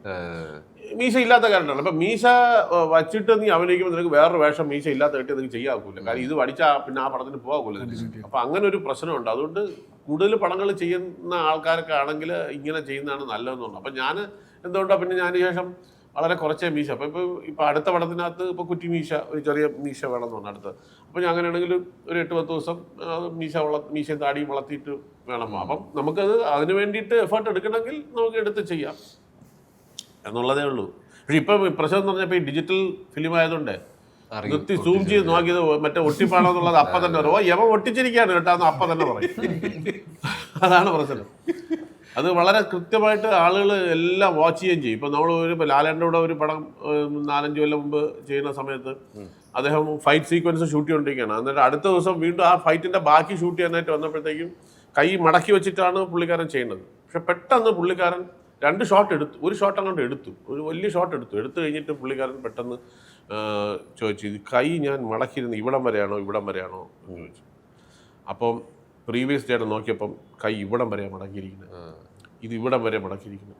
അപ്പോൾ ചേട്ടന് ശരിക്കും പറഞ്ഞാൽ ഭയങ്കര ദേഷ്യവും വിഷമവും വന്നു. നിങ്ങൾ അസിസ്റ്റന്റ് ഡയറക്ടേഴ്സ് നോക്കേണ്ടവരും നോക്കിയില്ല കറക്റ്റ്, നമ്മൾ മടക്കി വന്നിട്ടുണ്ടെന്ന് അത് മടക്കി വെച്ചിട്ട് വീണ്ടും റീഷൂട്ട് ചെയ്തു. അതിൻ്റെ കാര്യം എന്ന് പറഞ്ഞാൽ പുള്ളിക്കാരൻ നമ്മൾ വിചാരിക്കുന്നത് നിസ്സാരമാണെന്ന്, പക്ഷേ ഇത് അപ്പം തന്നെ ട്രോൾ ചെയ്യുന്ന ആൾക്കാർ എടുത്ത് ഫ്രെയിം ബൈ ഫ്രെയിം കാണിച്ചിട്ട് കണ്ട ഇത് ഒന്നിൽ ഇങ്ങനെ വെച്ചിരിക്കുന്നു, ഫൈറ്റിൻ്റെ ഇടയിൽ മടക്കിയോ ഫൈറ്റിനെ തുറന്നു വെച്ചോ എന്നൊക്കെ പറഞ്ഞ് ആളുകൾ ട്രോൾ ചെയ്യും. അപ്പം അത് കൃത്യമായിട്ട് കാണിച്ചില്ലെങ്കിൽ അത് ശരിയല്ല എന്ന് പറഞ്ഞിട്ട് അതിൻ്റെ റീടേക്ക് എടുത്തത് വീണ്ടും ആ ഷോട്ട്. അപ്പോൾ അതുകൊണ്ടാണ് നമ്മൾ പറയുന്നത് നമുക്ക് ഇതിനകത്ത് മീശ വെക്കാതിരിക്കുന്നതൊക്കെ വേണമെങ്കിൽ വച്ച് ചെയ്യാം, പക്ഷെ അഭംഗിയായിരിക്കും, അത് കൃത്യമായിട്ട് മനസ്സിലാവും. പഴയ അല്ല ഫിലിമിനകത്താണെങ്കിൽ അറിയില്ല, ഇതാകുമ്പോൾ അറിയും. അതാണൊരു കാലഘട്ടത്തിന്റെ മാറ്റങ്ങൾ ഒത്തിരിയാണല്ലോ. പിന്നെ ആ കാലഘട്ടത്തിലൂടെയല്ല ഇപ്പൊ യാത്ര ചെയ്യുന്നത്. ഞാൻ തുടക്കത്തിൽ പറഞ്ഞു ആ കാലഘട്ടത്തിലൂടെ ഇപ്പോഴും യാത്ര ചെയ്യുമല്ലേ. ഈ കാലഘട്ടം വരുമെന്നുള്ളത് വർഷങ്ങൾക്ക് മുമ്പ് പ്രിയദർശൻ എന്ന് പറയുന്ന ഡയറക്ടർ ഒരിക്കൽ ഇതുപോലെ ഒരു ഇതിൽ പറഞ്ഞു. ആ മനുഷ്യനെ അന്ന് നാട്ടുകാർ മുഴുവൻ കയറി തെറിവിളിച്ചു. അങ്ങനെ പറഞ്ഞ് ഏറ്റവും സൂപ്പർ ഹിറ്റ് പടം എന്ന് പറയുന്നത് 5 ദിവസമായിരിക്കും ഓടണേന്ന് പറഞ്ഞു. കാര്യം 5 ദിവസം ഓടണമെന്ന് പറഞ്ഞാൽ 3000 തിയേറ്ററിൽ 5 ദിവസം ഓടിയാലുള്ള അവസ്ഥ എന്തായാലും ആലോചിച്ച് നോക്കും. അപ്പൊ അത് പുള്ളിക്കാരൻ അന്ന് പറഞ്ഞപ്പോൾ പുള്ളിക്കാരന്റെ മണ്ടേക്കാരി അമ്മാനമാടി. നിങ്ങൾ എങ്ങനെയാണ് സിനിമ 100 ദിവസം എങ്ങനെ ഓടുന്നു? കാര്യം ഇത്രയും തിയേറ്ററിൽ ഇത്രയും പല വഴി കൂടെ ജനം കാണുമല്ലേ. ഒരു തിയേറ്റർ ഇപ്പൊ പണ്ടാണെങ്കിൽ 12 തിയേറ്ററിൽ ഇറങ്ങും, 12 ജില്ലയിൽ 12 A ക്ലാസ് ഇറങ്ങും, അത് കഴിഞ്ഞ് പിന്നെ 13 ജില്ല 14 ജില്ല. അപ്പൊ ഈ ജില്ലയുടെ തലസ്ഥാനത്ത് ആദ്യം ഇറങ്ങും, അത് കഴിയുമ്പോൾ B ക്ലാസ്സിൽ പോകും, പിന്നെ C ക്ലാസ്സിൽ പോകും. C ക്ലാസ്സിൽ പോകണമെന്ന് 3 മാസം കഴിഞ്ഞാൽ പടം സൂപ്പർ ഹിറ്റ് ആണെങ്കിൽ 3 മാസം കഴിഞ്ഞാൽ C ക്ലാസ്സിൽ പോകണം. അപ്പോഴും ആ പടം ഓടും എന്നുള്ളതാണ്. കുറച്ച് ആൾക്കാരെങ്കിലും ഇവിടെ വന്ന് കാണും, പക്ഷെ പിന്നെ അവിടെയും കാണും. അപ്പൊ ഇത് ആയിരുന്ന പഴയ രീതി. ഇത് അതിൽ നിന്നെല്ലാം മാറിപ്പോയില്ല. ഇപ്പം എത്ര തിയേറ്ററിൽ ഇറങ്ങണം? ഒരു സിറ്റിക്കകത്ത് തന്നെ ഒരു കോംപ്ലക്സിൽ തന്നെ 4 തിയേറ്ററിനകത്ത് ഇറങ്ങും. ഇപ്പം ഈ പറഞ്ഞ പോലെ ലുലുവിലോ എവിടെയെങ്കിലും വരികയാണെങ്കിൽ എത്ര സ്ക്രീൻ അവിടെ? 4-5 സ്ക്രീൻ. ഇപ്പൊ ഏതെങ്കിലും രജനീകാന്തിന്റെ എവിടെയല്ലോ ഒന്ന് എല്ലാ സ്ക്രീനിലും ഓടിച്ചത് അല്ലേ? ഏതോ ഒരു പടം കൂലി വന്നു എല്ലാ സ്ക്രീനിലും. അപ്പം എവിടെ കാരണം നാളെ കൺവീഴ്ച. അപ്പോൾ 2 ദിവസം കൊണ്ട് തന്നെ കാശ് വരികയാണ്. അപ്പൊ ആ ഒരു മാറ്റം വന്നു. അപ്പൊ ഇനി ഇതുപോലെ ഇതിനെക്കാളും മാറ്റങ്ങൾ വന്നുകൊണ്ടിരിക്കും. അതെങ്ങനെ വരും എന്നുള്ള അറിഞ്ഞൂടാ. നമ്മളെ പണി പോകുന്നത് ദൈവത്തിനെ കൂടെ മാറി കാലഘട്ടം മാറി നിങ്ങൾ വീട്ടിൽ ഇരുന്നാൽ മതി കേട്ടോ, ഞങ്ങൾ ഷൂട്ട് ചെയ്തോളാം. അല്ല, ഹോളിവുഡില് സമരം നടക്കുകയായിരുന്നു. AI വെച്ച് സിനിമ ചെയ്യാൻ പാടില്ല എന്ന് ഹോളിവുഡിൽ ഇപ്പോഴേ, കഴിഞ്ഞ വർഷം. അവർക്ക് മണത്ത് ഇപ്പോഴേ, നമുക്കിപ്പോഴും മണത്ത് തുടങ്ങിയിട്ടില്ല, മൂക്ക് അടച്ചിരിക്കുക എപ്പോഴും. താമസിച്ചു പോകുന്നുള്ളേ ഉള്ളൂ ടെൻഷൻ. അതല്ലേ അല്ല, കാലഘട്ടത്തിന്റെ മാറ്റത്തിൽ പലതും സംഭവിക്കാം. ഞാനും വീട്ടിൽ ഇരിക്കേണ്ടി വരും, നിങ്ങളും വീട്ടിൽ ഇരിക്കേണ്ടി വരും. അങ്ങനത്തെ സാധനമൊക്കെ വരും. അതൊന്നും വരാതിരിക്കട്ടെ. സിനിമകൾ നല്ലതായിട്ട് തിയേറ്ററിലോടത്തെ വിജയിക്കുന്ന സിനിമകളുടെ പട്ടികയിൽ അല്ല, അതുകൊണ്ട് ഞാനൊരു കൊളുത്തിട്ട് വെച്ചിട്ടുണ്ട് ഇവിടെ. എവിടെയാമോ നാടകം, അതിനകത്ത് വേല നടക്കൂല. ഞാൻ പറഞ്ഞു നമ്മളെ കൂടെ വല്ലപ്പോഴും വിളിക്കണേ എന്ന് പറഞ്ഞിട്ടുണ്ട്. ഇങ്ങനെ അസാധ്യ നാടകത്തിന്റെ ആളാണ്. ഞാൻ ഒരു കൊളുത്ത് അന്നേ ഇട്ട് വെച്ചിട്ടുണ്ട്. ഇല്ലെന്ന് പറഞ്ഞാൽ ഞാൻ അതിനകത്തോട്ട് കയറും. എല്ലാം ഈ സിനിമകളിൽ പിടിച്ചു വെച്ചിട്ടുണ്ട്. ഞങ്ങൾ ഇതൊക്കെയാണ് പഠിച്ചുകൊണ്ടിരിക്കുന്നത് ചേട്ടൻ്റെ അടുത്തുനിന്ന്. അങ്ങനെ വെറുതെ നമ്മൾ ഇരിക്കരുത്, ഇത് കണ്ടിന്യൂ എന്ന് ചോദിച്ചാൽ എല്ലാ രീതിയിലും ഹുക്ക് ഇട്ടുകൊണ്ടിരിക്കണം. അന്തേട്ടൻ്റെ ജീവിതത്തിലെ ഏറ്റവും ഇഷ്ടപ്പെട്ട എല്ലാ സിനിമയാണ് എങ്കിലും എപ്പോഴും ഓർത്തിരിക്കുന്ന സിനിമ ഏതായിരിക്കും? അയ്യോ, അങ്ങനെ വെച്ചാൽ ഒത്തിരി സിനിമ എങ്കിലും ഓർത്തിരിക്കും. അയ്യോ, ഒരുപാട് നല്ല നല്ല സിനിമകൾ. നമുക്ക് ഓരോരുത്തർക്കും ഓരോ ഇഷ്ടമുണ്ടല്ലോ. എല്ലാം നല്ല സിനിമ ആട്ടോ, എല്ലാം അങ്ങനെയാണ് സിനിമ. അല്ല, അത് പലത് ഒരു സിനിമ എങ്ങനെ പറയും? കാര്യം പറഞ്ഞാൽ ഒരുപാട് സിനിമകൾ നമുക്ക് ഇഷ്ടമുള്ള സിനിമകളുണ്ട്. ഒരുപാട് അത് ഇപ്പം ഏറ്റവും കൂടുതൽ കരഞ്ഞ സിനിമ, ഏറ്റവും കൂടുതൽ ചിരിച്ച സിനിമ, ഏറ്റവും കൂടുതൽ ചിന്തിപ്പിച്ച സിനിമ എന്നൊക്കെ പറഞ്ഞ് പല രീതിയിൽ സിനിമകളില്ലേ. അപ്പം നമുക്ക് എങ്ങനെ ഒരു സിനിമയെ പറ്റി എങ്ങനെ പറയും? എനിക്ക് തോന്നുന്നു അങ്ങനെ ഒരു സിനിമ റിലീസായിട്ടില്ലെന്ന് തോന്നുന്നു. അല്ല, കൃത്യ ആൻസറാ. അങ്ങനെ ഒരു സിനിമ റിലീസായിട്ടില്ല. ആയിട്ടില്ല. അതിനാണ് നമ്മൾ കാത്തിരിക്കുന്നത്. ഇഷ്ടംപോലെ പടങ്ങളുണ്ട്, നല്ല പടങ്ങൾ ഇഷ്ടംപോലെ പടങ്ങളുണ്ട്. പിന്നെ ഇപ്പൊ ഉദാഹരണത്തിന് പറഞ്ഞ ആകാശദൂത് എന്ന് പറഞ്ഞ സിനിമ കണ്ടിട്ട് ഞാൻ എത്ര കരഞ്ഞെന്ന് എനിക്ക് തന്നെ അറിഞ്ഞൂടാ. എനിക്ക് തന്നെ ഇപ്പോഴും ഓർത്ത കരച്ചിൽ വരും. അത്രയ്ക്ക് എൻ്റെ മനസ്സിനെ പിടിച്ച് കുലുക്കിയ സിനിമയാണ്. അതുപോലെ എത്രയോ സിനിമകൾ നമ്മൾ അതുപോലെ തന്നെ ഈ ധീം തരികിടന്നു എത്രയാ ഞാനൊരു 39 പ്രാവശ്യമെങ്കിലും ഞാൻ തിയേറ്ററിൽ തന്നെ 5-8 പ്രാവശ്യം പോയിക്കണം. അതല്ലാതെ ഞാൻ ഈ വീഡിയോ കണ്ടിട്ട് എത്രയോ പ്രാവശ്യം കണ്ടിട്ടുണ്ട്. കാര്യം എത്ര പ്രാവശ്യം ഇപ്പം കണ്ടാലും ഇപ്പം പറഞ്ഞാൽ ഞാൻ അവിടെ ചെന്ന് 2 മണിക്കൂർ ആ പടം കാണും. കാര്യം അത്രയ്ക്ക് അമ്പിളിച്ചേട്ടനൊക്കെ തകർത്ത സിനിമകളാണ് അതൊക്കെ. പക്ഷെ ആ പടം അന്ന് അത്ര സൂപ്പർ ഹിറ്റ് ആയില്ല എന്നുള്ളതാണ്. കാര്യം അതിന്റെ ഭാഷ പലർക്കും മനസ്സിലായില്ല. ഈ തിരുവനന്തപുരം കൊല്ലം കഷ്ടിച്ച് എറണാകുളം വരെയൊക്കെ മനസ്സിലായി. പിന്നെ അങ്ങോട്ട് ഉള്ളവർക്ക് ഇതെന്താ ഈ പറയണെന്നുള്ളത് മനസ്സിലായില്ല. കുത്തുപ്പാണി എനിക്ക് പാടേ ഇതൊക്കെ പറയണമെന്നും ഇപ്പോഴാണ് അത് കുറെ കൂടെ ജനകീയമായി. സുരാജൊക്കെ വന്നതിന് ശേഷമാണ് ഈ തിരുവനന്തപുരം ഭാഷ കുറെ കൂടെ ആളുകൾക്ക് മനസ്സിലാകാൻ തുടങ്ങി. ഇങ്ങനെയും ഒരു ഭാഷ ഉണ്ട് എന്നുള്ള മനസ്സിലായി തുടങ്ങിയത്. അപ്പൊ അതുകൊണ്ടായിരിക്കാം ഒരു പക്ഷെ. അതുപോലെ ആ സിനിമ, അതുപോലെ കിലുക്കം ആലോചിച്ച് നോക്കൂ. ഇപ്പം ഇത്രയും പടങ്ങൾ വന്നിട്ട് ഇപ്പം ഈ രാവണപ്രഭു ഇറങ്ങിയിട്ട് ഗംഭീര ഹിറ്റാണ്. കിലുക്കം ഇറങ്ങി എന്നുള്ള അവസ്ഥ എന്താണെന്ന് ആലോചിച്ചു. പക്ഷെ അതിൻ്റെ പ്രിന്റ് ഇല്ല. എങ്ങനെ ഇറങ്ങും? പ്രിന്റ് ഉണ്ടെന്ന് ആ പടം ഇറങ്ങിയെന്ന് എന്തൊരു ഹിറ്റായാണ് ആ പടം. അന്നേ ഹിറ്റാണ്. ഇപ്പം ഇറങ്ങി അതിനേക്കാളും ഭയങ്കര ഹിറ്റാണ്. പക്ഷെ അതിൻ്റെ പ്രിന്റ് ഇല്ല എന്നാണ് പറയുന്നത്. അതുകൊണ്ട് ഇറങ്ങാൻ പറ്റില്ല എന്ന് പറയുന്നത്. അപ്പം അതുകൊണ്ട് ഈ സിനിമകളൊക്കെ നമുക്ക് ഭയങ്കര സന്തോഷം. കിലുക്കമൊക്കെ ഭയങ്കരമായിട്ട് ഇഷ്ടപ്പെട്ട ആസ്വദിച്ച സിനിമകൾ. തേന്മാൻ കൊമ്പത്ത്, അതുപോലെ കുറേ സിനിമകളുണ്ട്. നമുക്ക് എടുത്തെടുത്ത് ഇന്ന പടം എന്ന് പറയാം. ലാലേട്ടനുമായിട്ടുള്ള കോമ്പോയിൽ ലാലേട്ടനുമായിട്ട് കുറേ സിനിമകൾ എനിക്ക് തോന്നുന്നു ഏറ്റവും കൂടുതൽ സിനിമകൾ ലാലേട്ടനുമായിട്ട് ഒത്തിരി സിനിമകൾ ചെയ്തിട്ടുണ്ട്. ബട്ടർഫ്ലൈസ് ഒക്കെ ഭയങ്കര രസകരമായിട്ട് എൻജോയ് ചെയ്ത സിനിമകളാണ്. ബട്ടർഫ്ലൈസ് ഒക്കെ ഭയങ്കരമായിട്ട് എൻജോയ് ചെയ്ത സിനിമയാണ്. അതിന്റെ കഥ മൊത്തം ഞാൻ പറഞ്ഞിട്ടുമുണ്ട്. സംഭവങ്ങളൊക്കെ പറഞ്ഞിട്ടുണ്ട്. അത് വീണ്ടും ഇനി ആവർത്തിക്കാൻ. അതിനകത്ത് മൊത്തം കഥകളുണ്ട്. അത് ശരിയാണ്. എപ്പോഴും നിങ്ങൾ തമ്മിൽ ഒരു കോമ്പോ വരുമ്പോൾ സന്തോഷമാണ് കൂടുതൽ തോന്നുന്നത്. അതെ, ആൾക്കാർക്ക് ഒന്നാമത്തെ കാര്യം എന്ന് പറഞ്ഞാൽ ആ സിനിമയുടെ ഷൂട്ടിംഗ് എന്ന് പറഞ്ഞാൽ സുരേഷ് ഏട്ടനാണ് പ്രൊഡ്യൂസർ. ഇവർ രണ്ടുപേരും ഭയങ്കര കൊച്ചിലെ മുതലുള്ള ഫ്രണ്ട്സാണ്. അപ്പം അങ്ങനെയൊക്കെ ഒരു കാരണം. അപ്പം മാത്രമല്ല നമ്മളും അതിനകത്ത് അവരുടെ ആ സുഹൃത്ത് വലയത്തിനകത്ത് ഞാനും വന്ന് കയറിയതാണ്. അപ്പോൾ എല്ലാം കൊണ്ടും ഭയങ്കര രസകരമായ അതാണ് ആ ഒരു സിനിമയ്ക്ക്. കാര്യം ഒരു 5-6 വണ്ടിയുണ്ട്. അത് മുഴുവൻ എൻ്റെ കസ്റ്റഡിയിലായിരുന്നു. ബാംഗ്ലൂർ സിറ്റിയിൽ നമ്മളിങ്ങനെ വിലസുന്ന ഒരു മാസത്തോളം ഷൂട്ടിങ്ങിന് എല്ലാവരും കൂടെ ഒരുമിച്ച് പോകുന്നു, ഷൂട്ട് ചെയ്യുന്നു, അടിച്ചു പൊളിക്കുന്നു. ഒരു ഭയങ്കര എൻജോയ്മെൻ്റ് ആയിരുന്നു. അപ്പോൾ അങ്ങനെയൊക്കെ അത് വളരെ അപൂർവമായിട്ട് അങ്ങനെ ഒരു ലൊക്കേഷൻ വന്ന് പെടുകയുള്ളൂ. തേന്മാൻ കുമ്പത്തിൻ്റെ സെറ്റിലായാലും ഇനിയത്തെ കാലങ്ങളിൽ അങ്ങനെയൊക്കെ ഒരു സെറ്റ് വരുമോ എന്നുള്ള അറിയില്ല. അല്ലെങ്കിൽ എന്താ കാര്യം എന്ന് പറഞ്ഞാൽ എല്ലാവരും കൂടെ ഒരു സ്ഥലത്ത് വന്ന് അവിടെ താമസിച്ച് ഷൂട്ട് ചെയ്ത് അതിൻ്റെ അടുത്തടുത്ത് തന്നെ എല്ലാവരും കൂടെ താമസിച്ച് ഷൂട്ട് ചെയ്ത് ഒക്കെ വരുമ്പോഴത്തേക്കും സിനിമയുടെ കഥകളും സിനിമയുടെ ഇതിനും നമുക്ക് ഡെവലപ്പ് ചെയ്യാൻ സാധിക്കും. നമ്മളെ ഫ്രണ്ട്ഷിപ്പും വലുതാവും. നമ്മളെ മനസ്സിൻ്റെ സന്തോഷം. കാര്യം എപ്പോഴും ഒരു കാര്യം നമ്മൾ വൈകുന്നേരം ഹാപ്പി ആയിട്ട് സ്മോൾ അടിക്കും, ഇല്ലാത്തവർക്ക് അല്ല. പക്ഷേ ജോളിയായിട്ട് സംസാരിച്ച് സന്തോഷമായിട്ട് കിടന്നുറങ്ങി രാവിലെ കഴിച്ച് ഫ്രഷായിട്ട് പോകുമ്പോൾ ഇത് രാത്രി മൊത്തം പ്രശ്നം, ടെൻഷൻ, ഭയങ്കര പ്രശ്നം, വഴക്കും എല്ലാം കഴിഞ്ഞ് രാവിലെ കഴിക്കുമ്പോൾ മൂഡ് ഔട്ടായിരിക്കും. ഇതൊക്കെ നമ്മൾ അഭിനയത്തിനെ ബാധിക്കും. അവിടെ ചെല്ലും ഇത് അഭിനയത്തിനെ മാത്രമല്ല, ടെക്നീഷ്യൻ ആണെങ്കിൽ പോലും, ഒരു ഡയറക്ടർ ആണെങ്കിൽ പോലും. ഇപ്പോൾ ഇദ്ദേഹം ഭയങ്കര മൂഡ് ഔട്ടായിട്ടാണ് അവിടെ ചെന്നിരിക്കുന്നതെങ്കിൽ ഇങ്ങനെ ഒരു സാറേ ഷോട്ട് എടുക്കാം, എടുക്കാം, സ്റ്റാർട്ട് പറയാൻ മറന്നു. കാര്യം എന്ന് പറഞ്ഞാൽ പുള്ളിക്കാരൻ്റെ മനസ്സിനകത്ത് വേറെ പ്രശ്നം കിടക്കുകയാണ്, തലേദിവസ പ്രശ്നമോ അല്ലെങ്കിൽ വേറെ പ്രശ്നം. അപ്പം ഇതൊക്കെ വിട്ടിട്ട് വേണം. അതുകൊണ്ട് ആ സെറ്റിൽ എപ്പോഴും നമ്മൾ ഹാപ്പി ആയിരിക്കണം. നമുക്ക് വേറെ ടെൻഷൻ ഒന്നും ഉണ്ടാകാൻ പാടില്ല, ജോളിയായിട്ടിരിക്കണം. ഇത് പല സമയങ്ങളും നമ്മൾ ഈ ചില സ്ഥലങ്ങളിൽ പ്രൊഡ്യൂസറും ഡയറക്ടറും ഒരാളായിരിക്കും. അങ്ങനെ ഈ അടുത്ത ഞാൻ ഒരു പടം ചെയ്തു. സ്റ്റാർ ക്യാമറ എന്ന് പറയുമ്പോൾ മറ്റേ പൈസ കൊടുത്തില്ല, 150 കൊടുക്കാണ്. ഒരു സെക്കൻഡ് അത് കൊടുക്കുക, നമ്മളെ ഷോട്ടാ റെഡി. ഇത് ഞാൻ ചെന്ന് അദ്ദേഹത്തിന് പറഞ്ഞു, ഞാൻ പറഞ്ഞു ചേട്ടാ നിങ്ങളൊരു കാര്യം, നിങ്ങൾ ഇതൊക്കെ കൊടുത്ത് തൽക്കാലം ആരെങ്കിലും ഏൽപ്പിക്കാം. പക്ഷെ എന്താ പ്രശ്നം എന്ന് പറയുമോ, നിങ്ങൾ വിചാരിക്കണമല്ലോ അവന്മാർ ഭയങ്കര അപ്പൊ ഇത് മനസ്സിൽ പകുതി അവിടെ കിടക്കുക, പകുതിയായി ഇവിടെ ഉള്ളൂ. ഇത് സംഭവിക്കും. അപ്പൊ ഇതൊക്കെ വിട്ടിട്ട് നമ്മൾ ഭയങ്കര ഇതിനകത്ത് കോൺസെൻട്രേറ്റ് ചെയ്ത് ഹാപ്പി ആയിട്ട്, ഡയറക്ടർന്ന് മാത്രമല്ല എല്ലാവരും ടെക്നീഷ്യൻസ് ആയാലും എല്ലാവരും. അപ്പോൾ ആ പഴയ കാലഘട്ടം ഞാൻ പറഞ്ഞത് എല്ലാവരും ഒരുമിച്ച് വൈകുന്നേരങ്ങളിൽ കൂടുകയും അടുത്തടുത്ത് താമസിക്കും. ഇതൊക്കെ ജീവിതത്തിൽ ഞാൻ അവന് അനുഭവത്തിൽ പറഞ്ഞിട്ടുണ്ട്. അതെന്ന് പറഞ്ഞാൽ പടത്തിൻ്റെ ഷൂട്ടിങ്ങിന് വെസ്റ്റേൺ കാച്ച്മെൻറ്റിൽ പോയിട്ട് വണ്ടികളൊക്കെ ബ്രേക്ക് ഡൗണിന് ഞങ്ങളെല്ലാം കൂടെ അവിടെ ഒരു ക്യാമ്പ് ഷെഡ് പോലെ സ്ഥലത്ത് എല്ലാവരും, മോഹൻലാൽ ഉൾപ്പെടെയുള്ള എല്ലാ ആൾക്കാരും അവിടെ കിടന്നു. രാത്രി കിടന്നുറങ്ങിയിട്ട് അടുത്ത ദിവസം രാവിലെ കഴിച്ച് എല്ലാവരും ഒരുമിച്ച് അവിടെ നിന്ന് വണ്ടി കയറി ലൊക്കേഷനിൽ യൂണിറ്റ് വണ്ടിയിൽ, ആനന്ദ് സിനി സർവീസിൻ്റെ വണ്ടിയിലാണ് എല്ലാവരും പോണത്. കാര്യം വേറെ വണ്ടികളൊന്നും എല്ലാ വണ്ടിയും ബ്രേക്ക് ഡൗൺ ആയി ഊട്ടിയിൽ തണുപ്പിൽ. അന്നാ ഡീസൽ വണ്ടിയല്ലേ, മറ്റേ അടി തീയിട്ടാലേ സ്റ്റാർട്ടാവും. അപ്പം ഞങ്ങളെല്ലാം കൂടെ ഈ യൂണിറ്റ് വണ്ടിയിൽ 100 പേര് ഒരൊറ്റ ബസ്സിനകത്താണ് ലൊക്കേഷനിലേക്ക് പോകണം, ഇൻക്ലൂഡിങ് ലാലേട്ടൻ. ജീവിതത്തിൽ മറക്കാക്കൂല ആ അനുഭവങ്ങളൊന്നും. അത് അതിന്റെ സന്തോഷം. എല്ലാവരും പാട്ടൊക്കെ പാടിക്കുക, യൂണിറ്റിലുള്ളവരും എല്ലാവരും ഒരു വണ്ടിയില്ല, അവർക്കും സന്തോഷം.